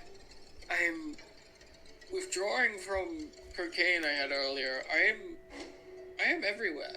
We know, Nowhere. says I'm a Trixie. fucking spirit as well. Trixie coos in a soothing voice, and then she turns to Mr. Mort, and she says, please, just tell us what we need to know, and you won't see Angel again. Mr. Mort... Fuck, I won't come back here again if you just answer my question. Mr. Mort sighs, I'm and... not... Mr. Mort sighs, and she says, well, if I'm honest, I'm quite concerned about Andrew. I first met him about a year ago while he was visiting the museum. I found him rather attractive. And when I saw him looking with great appreciation at one of my favorite paintings, an impressionist piece by Degas, I knew I had to get close to him. After getting to know one another, at least once a week we would lunch together, then spend the afternoon strolling through the museum. As far as I know, these soirees are the only time Andrew allowed himself away from his work. But a couple of months ago, he began seeing a woman named Josephine Garcetti, a local artist who visited the museum. I think he met Josephine one afternoon when she was late for their regular lunch date. I discovered the two of them chatting together in the main gallery. After that, my meetings with Andrew began to taper off. I believe he was spending more and more time with Garcetti, and I later heard that Andrew and Garcetti had taken frequenting a rather disreputable place known as the Sailors' Club. I don't know where such a place is, so don't ask me. I believe Josephine is... She gives a sidelong glance at Angel. I believe she has a drug habit, and that she's drawn Andrew into it.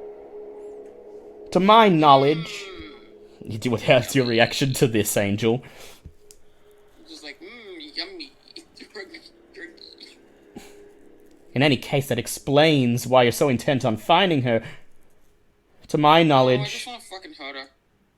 Piss me off. In spite of the edge to your words, Mr. Mort just smiles, and she says, well, I must say, I admit I find it amusing at the thought of someone knocking that little girl off her pedestal. Josephine's paintings have never been shown in Boston, despite what Andrew thought about her skill as an artist, and they would never hang in this museum. They are grotesque and frightening. All I can tell you about Josephine is that apparently she studied painting at Boston University, a fact I learned from an artist's resume that she sent here to the museum. She wanted to be our artist in residence. I tore the thing up, threw it in the trash straight away. Not only did she graduate from Boston University, but she claimed that she was sponsored by a group known as the Sylvan Knight, based in her hometown, a place in Pennsylvania, she thinks for a moment, tapping her chin. Muskrat Rapids, I think. Well, I thought there was something odd about her, so I decided to keep my eye out, and wouldn't you know, I read this in the newspaper a couple of weeks ago. I cut it out of the Globe. to save it, just in case it ended up being of some use. And it mentioned the same term that was on her resume, a Sylvan Knight. She starts rifling through a pile of papers on her desk and pulls out a clipping of the Boston Globe. She holds it up and hands it to you. And Angel, you reach forward, you snatch it out of her hand, unfold it, and bring it right up to your face to read it. It's dated 2 weeks ago. The headline is, "Kidnapped Victim Dies During Police Raid on a Cult Ceremony. Pitched Gun Battle Ends in Multiple Deaths." Earlier today, proceedings of a secret Boston religious group known as the Sylvan Knight were raided by local police. Led by Detective Sergeant Patrick Devlin of the Boston Police Department, the heavily armed force of men surrounded a wooded area several miles north of the city, then closed in. Authorities had been unaware of the cult's existence, but were tipped off to their activities by a former member of the group. When police arrived on the scene, members of the cult were apparently in the process of performing a black magic ritual. This shocking rite apparently was to include the brutal sacrifice of a young girl recently abducted from Boston's Chinatown. The kidnapped victim was unfortunately killed during the course of the raid. According to Officer Devlin, who was himself slightly injured in the battle, 12 cult members were killed, 2 captured, and 1 believed escaped. The woman who escaped is thought to have been the leader of the cult and is still at large. The public is warned that she may be armed and should be considered dangerous. City Councilman Bradford Tibbins has assured the press that accusations of police brutality will be dealt with during the next inquest scheduled for next week. Police have refused to divulge the identity of the deceased and captured cultists pending further investigation. As you fold That's enough information. As you fold the clipping up, I'd like you to go ahead and make a Cthulhu Mythos check for me, Angel. Cthulhu. Be a 7 or under. I rolled a 1. A 1. As you finish reading the article, you fold it in your fingers and hand it to Trixie. And then you turn around, and as you begin to leave Miss Dumort's office, your lips twist into a mischievous smile. No one can see it as your back is turned. But you recognize the signs of your god's involvement.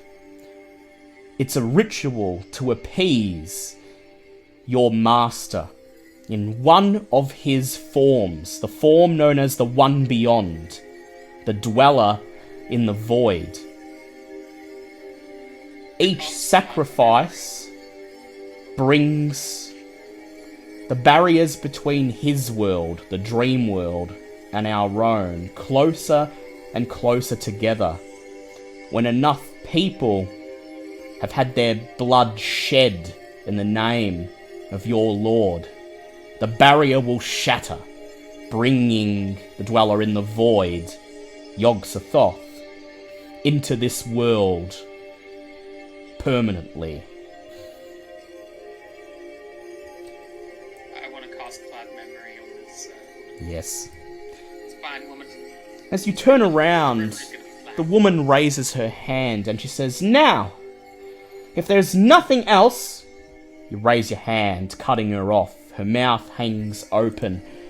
"I would like you to please go ahead and spend for me..." Where is the grimoire? There we go. Spells. Cloud Memory.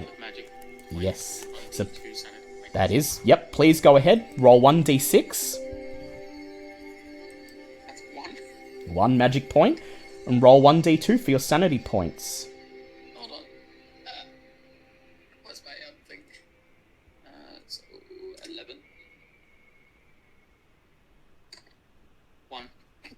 1 sanity point. You raise your hand, close your eyes and begin reciting the incantation that you memorized.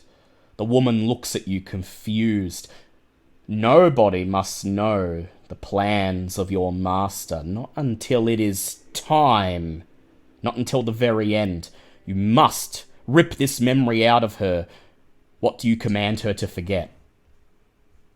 I command you to forget never speaking with me.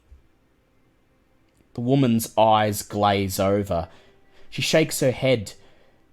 And then she says, "Oh, Miss Fellowfew, I wasn't expecting you back from your vacation for another..." Trixie holds out a hand, cutting her off. "Oh, no, don't mind us. We were just stopping in to see how everyone was. This is my friend. I'm taking her out hiking today. Have a good day, Miss Dumont." And then she grabs Angel by the arm, turns around, and half pushes you, half walks with you out of the office. "What was that in there? What was that in there?" She leans in and whispers in your ear. Magic, my dear friend. It's interesting. Magic? Oh, you Remember how I didn't. summoned that dimensional shambler thing? Yeah, that's similar, but it's more like a memory erase. "Angel, I'm keeping my eye on you," says Trixie. "Come on, Hey, she's being a pain in the ass. let's get back to Let's find a taxi and get back to Sanford's bookstore and wait for the others." Alright. I'm sorry. We cross back to Buck and Vera. Buck and Vera, you've just pulled out of the parking lot of the police station. The Boston Globe is all the way in downtown. It's about 20 minutes to half an hour from here. And although you have no way of knowing as a character, I will tell you that Angel managed to get the only clue that's at the Boston Globe. And so, as you peer down at your street map and plot a route to the Boston Globe, you start to feel the sense that maybe it would be best to just not risk running out of time, to meet with the others and discuss how to handle this speakeasy.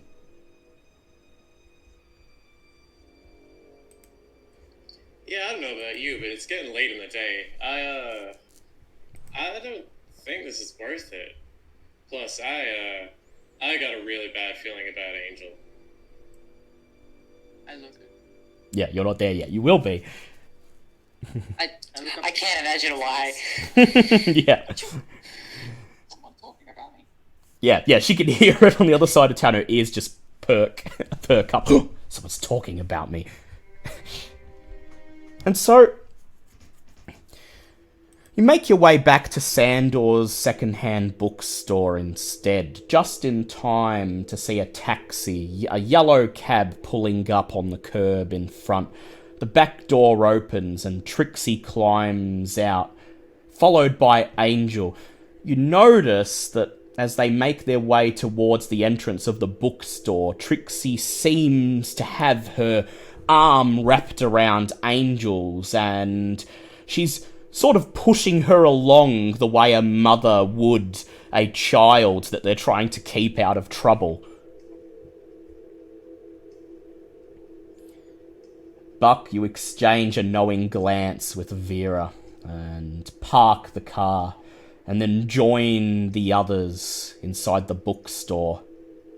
You meet them in the back room where they're standing around the table with the map of Boston. Sandor isn't present. He's in the stock room in the back sorting through a new shipment of books. But as he hears you step into the room, he calls out, "Investigation's going well, I hope!"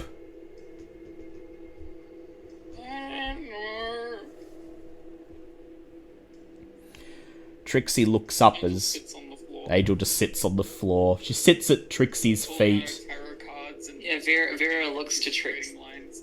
Yep. Vera looks to Trixie with just like a befuddled, inquisitive look. We had plenty of success. Can I assume that you had at least some? Oh, it went pretty swell. I got to practice some magic earlier, so I need more drugs. She just takes another step. It's just like, fuck. Trixie just nods and she says, "Despite Angel's current state, yes, we found some information. It might be useful." She recounts everything that Miss DuPont told Angel and Trixie, as well as the contents of the newspaper article. Angel, do you reveal to the group the realization that occurred to you in the office? I reckon I will try and say it as light as I could and be like, there's something wrong here. It's definitely influenced by some entity. So Angel dances over the facts, but she reveals enough to make you understand that these appear to be ritual sacrifices done in the name of some entity, and that if enough of them are conducted, that entity will be able to do something. Whatever it is surely bad for the people of Boston. And that she's almost certain that Andrew Keatling is to be the next sacrifice.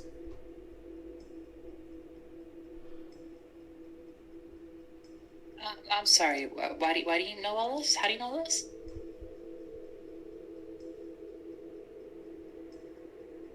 Pulls out her cards and she's just like, I speak with them. The spirits. So you don't have any evidence about this or anything? Not on me. Right. Look, lass, I'm on fucking drugs here. Have fun. Whoa, says Trixie. Language, Angel. I don't know what they did to you in that hospital, but I'm starting to... know what they did to me? Trixie... They tried to, quote-unquote, correct me for all the things that I did. And, yeah, it doesn't really fucking work. Honestly, I spoke to most of the people in there, and they pretty much follow us just like me, of whatever entity is out there. Trixie frowns and shakes her head, and she says, Well,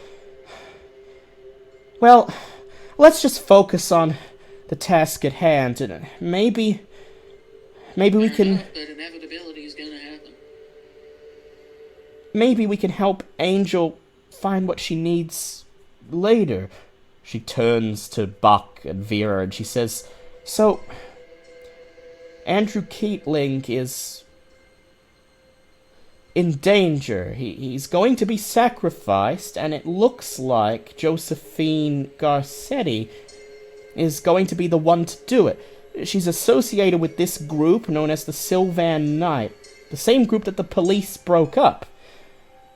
They're probably an offshoot of the Chapel of Contemplation, if I had to guess. But Josephine's gone missing, and nobody knows where she is. And if we don't know where she is, then we're not going to be able to save Andrew in time. Okay, best you get her thinking caps on. Is that kind of proof of shit? Trixie frowns. Vera? Buck? Do you have any leads, maybe? There's got to be some trail we can pick up. Buck is clenching and unclenching his fists, trying to keep his cool. Yeah, we came across some leads. There's a speakeasy down on the docks that may lead to something. I don't know. Least we can do is go down and flash that picture of Andrew and see what we can kind of rustle from the trees. Oh, like the Sailors Club, like in the note that we found? Yep, the very one. And you know where it is? Sure do. Okay. Would Says, anyone like a drink? Because I'm fucking thirsty. She looks down at Angel and she says, Well, we can get a drink when we're there. In fact, we might have to. We might be spending the rest of the night there asking questions. She looks over at Buck and she's... In time, she says. She looks over at Buck. And she says... Well, it's 4:45 now. It'll be dark within the hour, and Speakeasy should be opening up. It's on the docks are on the other side of the city. It's going to take at least half an hour to get there, so if you don't have any other ideas, I think we should leave now, if you think we're ready. Sundown seems to be like the perfect time to open the door of a speakeasy. I agree, says Trixie. She looks over at Vera and she says, I can see your pretty dress on underneath that jacket, and, well, it looks like, if I had to have a guess, that this wouldn't be your first time out on the town. I'll fit in fine. There are plenty of sailors around, but, don't worry, I won't let them bite. Neither will I. Okay, says Trixie. Well, you head on out, get the car ready. I'm gonna tell Sandor where we're going, and, make sure Angel's ready.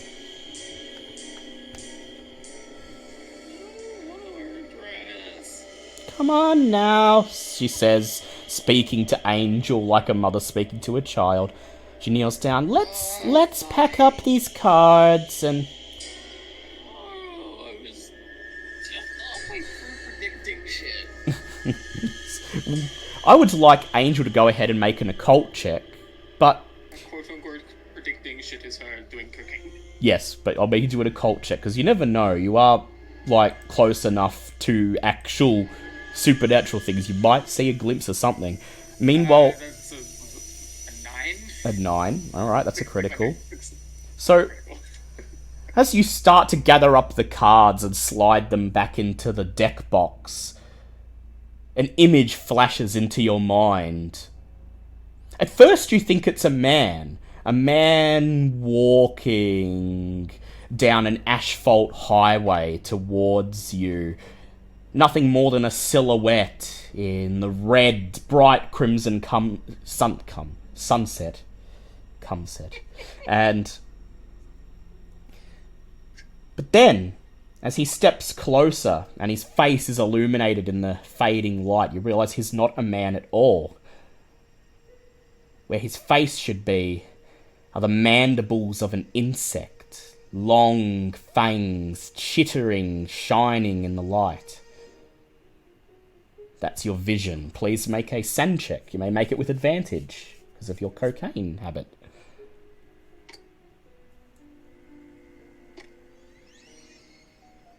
That's a success. That's a success. That is a SAN loss of 1. You sigh.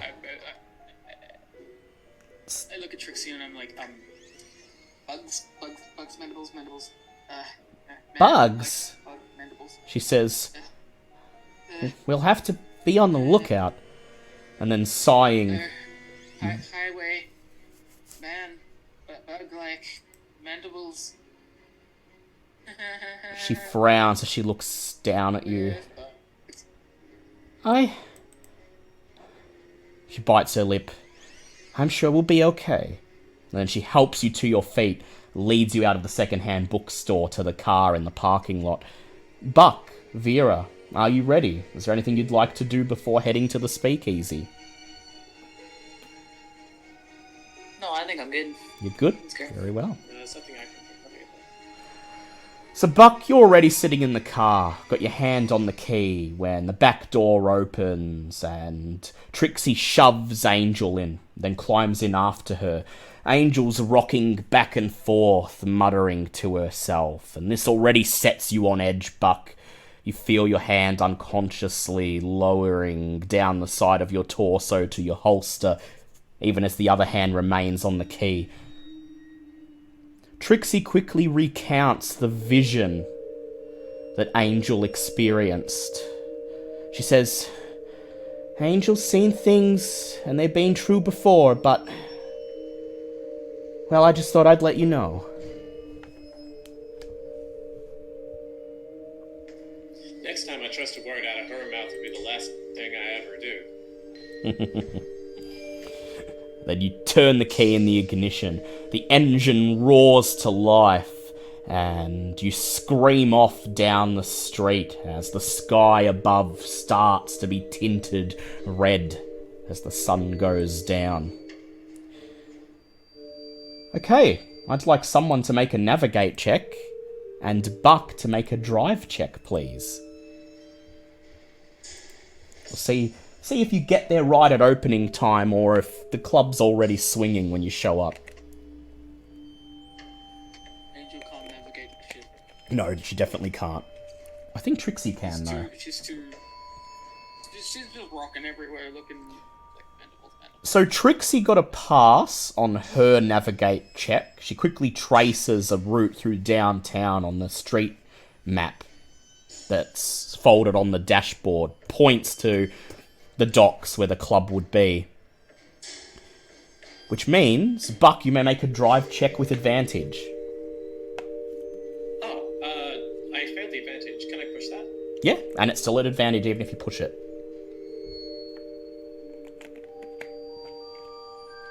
There we go. That's a success. Success. So with the route that Trixie points out, the trip is uneventful. It takes you through downtown Boston, but at this time in the evening, all of the businesses are starting to close. The banks are definitely shut, as are the stockbrokers, and the only people on the streets are people who are finishing up work for the day or heading home after conducting their daily business. The sun is well and truly set by the time you emerge on the other side of the city, in the harbour district.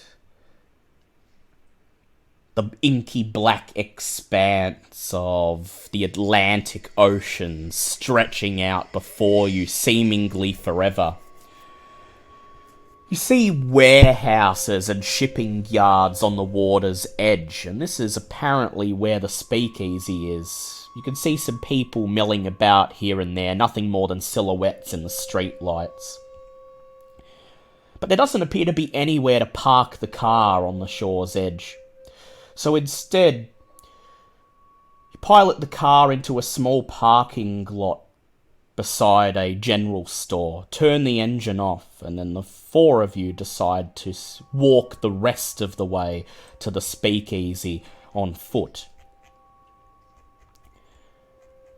And as you do, I'd like everyone to make a spot hidden check, please.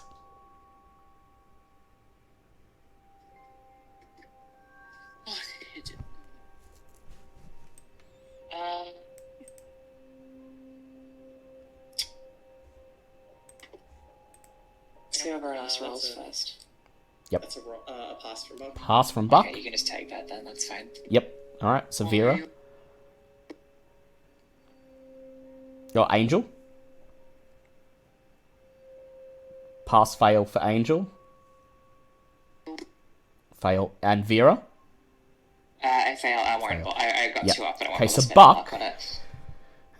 as you lead the group down this empty street and the shadows of the buildings grow longer, sneaking like tendrils out of the alleyways and side streets, you catch a flicker of movement out of the corner of your right eye and become aware that something's following you. You whirl around and you see, standing at the street corner, a block behind you, silhouetted in the yellow glow of the street light, a tall, dark figure. Whoever they are, they're wearing a long overcoat and a wide-brimmed hat. Fail, by the way. Yep, Yeah, sorry, my mic died. that's okay. But Buck saw it, so Buck, you can make everyone else aware if you like. Buck's just going to bring over Vera and ask if that's potentially what she has seen.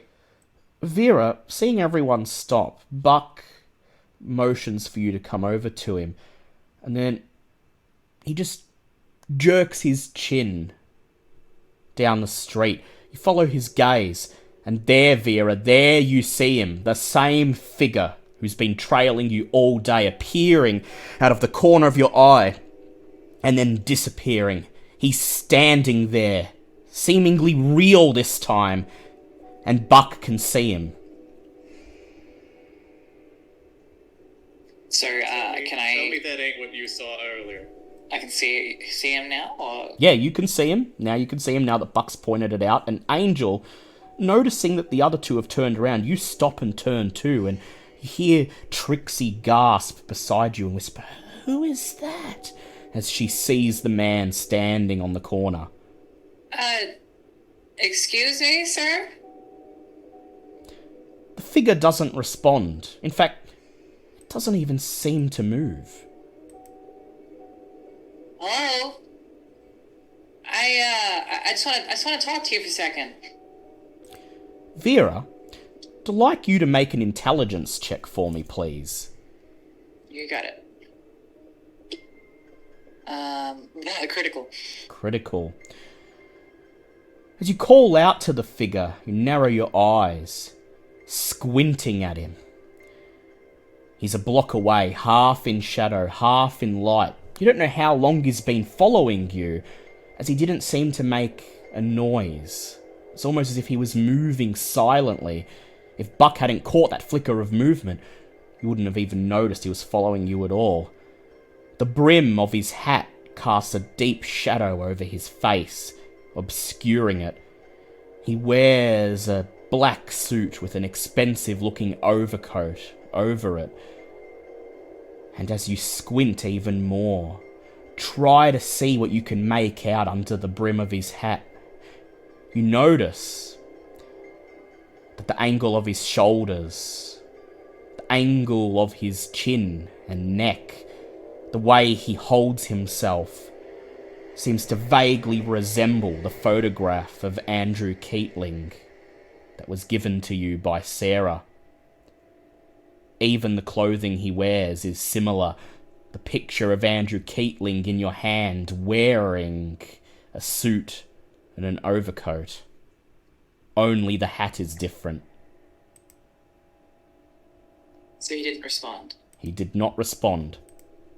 Okay, hesitantly, Vera's going to just reach for her camera and try to take a photo. Sure. Go ahead and make a photography check. Pushing it. Pass. Pass. Carefully, you fumble for your camera, lift it up, bring it to your eye, fix the figure directly in the middle of the viewfinder, and then you click. The bulb flashes, and you're sure you've caught the figure right in the middle of the photograph. As soon as he sees the flash, he moves with blinding speed, silently, as if he's nothing more than a shadow gliding across the ground into the darkness of a nearby alleyway. Seeing him move so incredibly fast, so without warning, prompts everyone to make a sand check, please.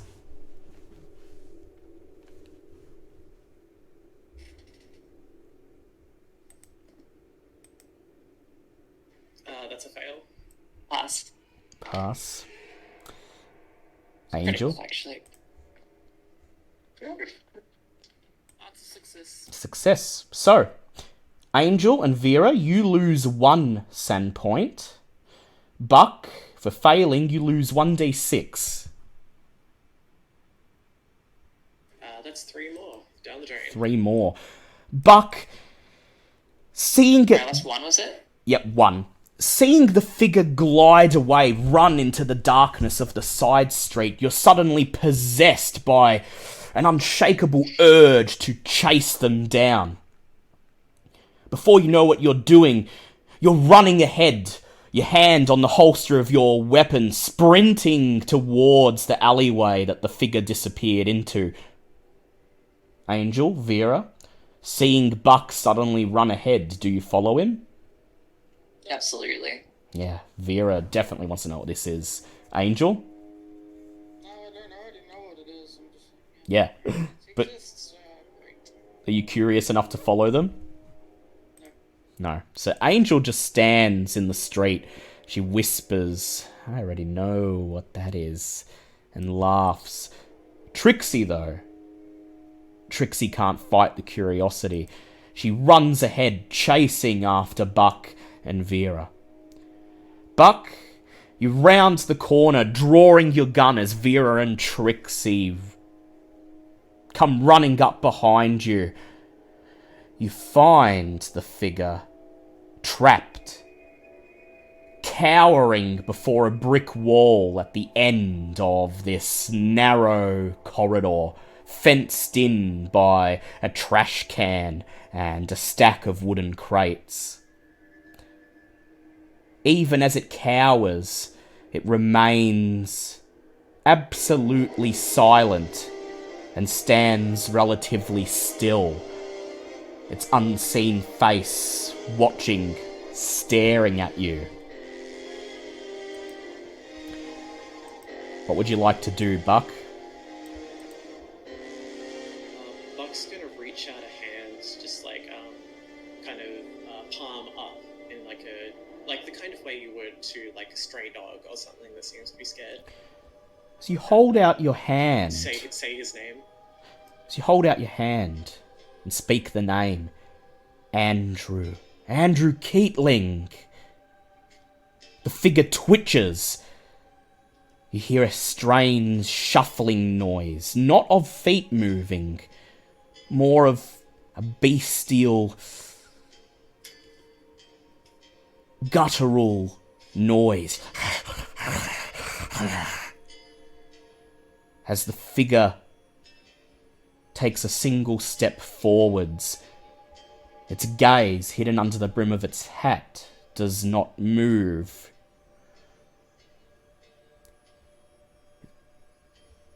A voice, whispering, hangs on the air. In the dark, thinking of kisses, thinking of death.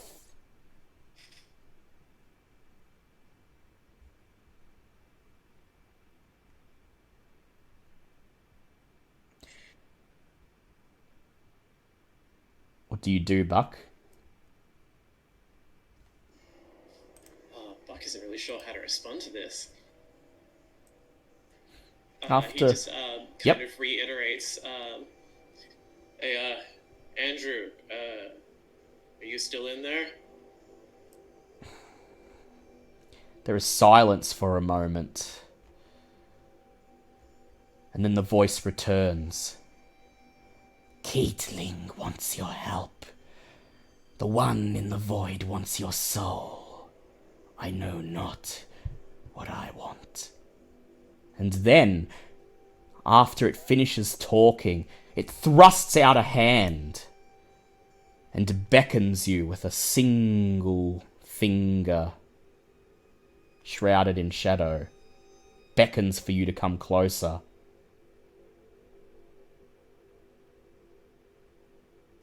Buck keeps his distance, being wary of all the things that have happened in the past and getting a little bit too close to things like this. Buck, I suggest shooting him. Yeah, that's probably a good idea. But Vera, hearing this thing talk, seeing him beckon, this thing that could be Andrew, claims to be Andrew, you find yourself possessed with a strange curiosity to know more. You feel the urge to approach the figure building within you. What do you do?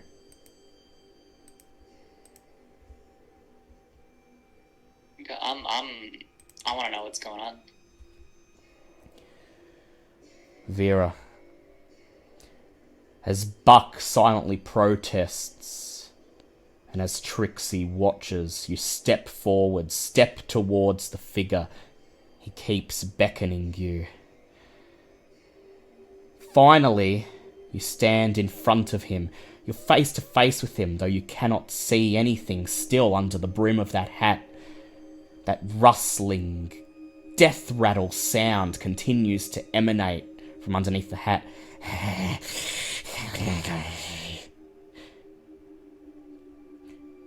Almost without your input, you feel your hand reaching forwards. You grab the brim of the hat with your fingers and slowly remove the hat from the figure's head. Vera, go ahead and make a sand check for me, please. Pass. Pass. with a pass, that will be 1d6. Oh, that's fair enough. 1d6. 6. Down to 37. Underneath the hat is a wickedly smiling devil's face with whiskered, rubbery grey flesh and smoky lambent pits for eyes. In a split second, you realise that its facial features are a distorted travesty of Andrew Keatling's face. As soon as the creature's face is revealed, it smiles, bearing 2 rows of teeth, sharpened to almost perfect arrow points. It giggles insanely, snatches back its hat out of your trembling hand, and then lashes out at you with its left hand, which you now realise is not a hand at all, but rather a lump of flesh with 5 large, bony barbs sticking out of the greyish skin. I'm going to roll to see if he hits you. Would it be acceptable for Buck to have been absolutely training his gun Yep. eyes ready for that potential outcome? Yep, so Buck, you, as soon as you see it lash out, you may go ahead and fire your gun if you like. That was the intention. Yep. So go ahead, and I'll see who gets off first, depending on the degree of success. That is a hard pass. Hard pass. Okay, so that's a hard pass. He lashes out with his barbed lump of flesh that passes for his hand, and Vera is frozen to the spot. Seems like she's completely unable to move. You call out her name, and seeing no reaction, you raise your gun, train it on the creature, and fire. Bang! The bullet slams straight into the creature's centre of mass. It lets out a great hiss as it turns away. In a single motion, it pulls the wide-brimmed hat firm over its head once again, and then turns and ducks away into the shadow before the brick wall. You run forwards, holding your gun out, ready to shoot it again. There's nowhere it can go. The brick wall is a dead end, and yet, as you run to Vera's side, your gun held ready in front of you, the creature is gone, seemingly vanished into thin air. Buck extends a hand to Vera. You look over to help her up off the ground, and you look over at Vera. Expresses that look, but definitely don't touch. Okay. I see what you guys are talking about now. Yeah. No touching. Vera, Told you. you are temporarily insane. At least. True, I would be. Yeah, but that's. I mean, you don't. You're role playing it fine. I'm just saying mechanically, you are temporarily insane, which means for at least the next session, you're going to be plagued by some rather unsettling experiences, and any future send checks you make while temporarily insane will be done with disadvantage. And so, as you look back at Buck, your lip trembling, and you say, No. No touching. No. I see now. No touching. Your right hand trembles. Your camera still grasped in your hand, the plastic rattling as you slowly lower it. And then without waiting for Buck to say anything else, you turn around and calmly, quietly begin striding back towards the entrance of the alleyway.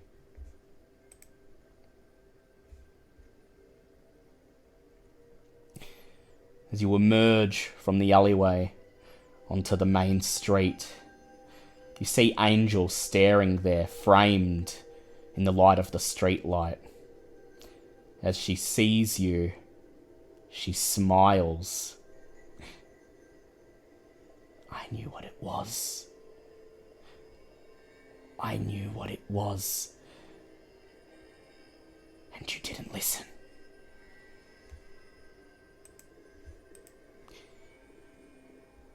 And that's where we'll conclude this session. Oh, the stress. Ew. That concludes part 1 of Mansion of Madness. Next session. Some spooky shit. Yeah. Next session, provided that Vera can recover from this terrible thing she just experienced, you'll make your way down to the Sailors Club, step into the speakeasy, and see if you can pick up Josephine Garcetti's trail. But I will warn you, this is where things start to get weird. Vera has had her first experience of the unnatural, and she'll remain temporarily insane for the next session at least. She'll be seeing some things that the rest of you can't comprehend. But besides that, as you pick up Josephine Garcetti's trail, you'll be lured at long last out of Boston to the birthplace of the Chapel of Contemplation, the small, sleepy town of Muskrat Rapids, where everyone seems to exist on the periphery between the real world and the world of dreams. Thank you, everyone, and make sure you join us next fortnight for part 2 of our epic finale.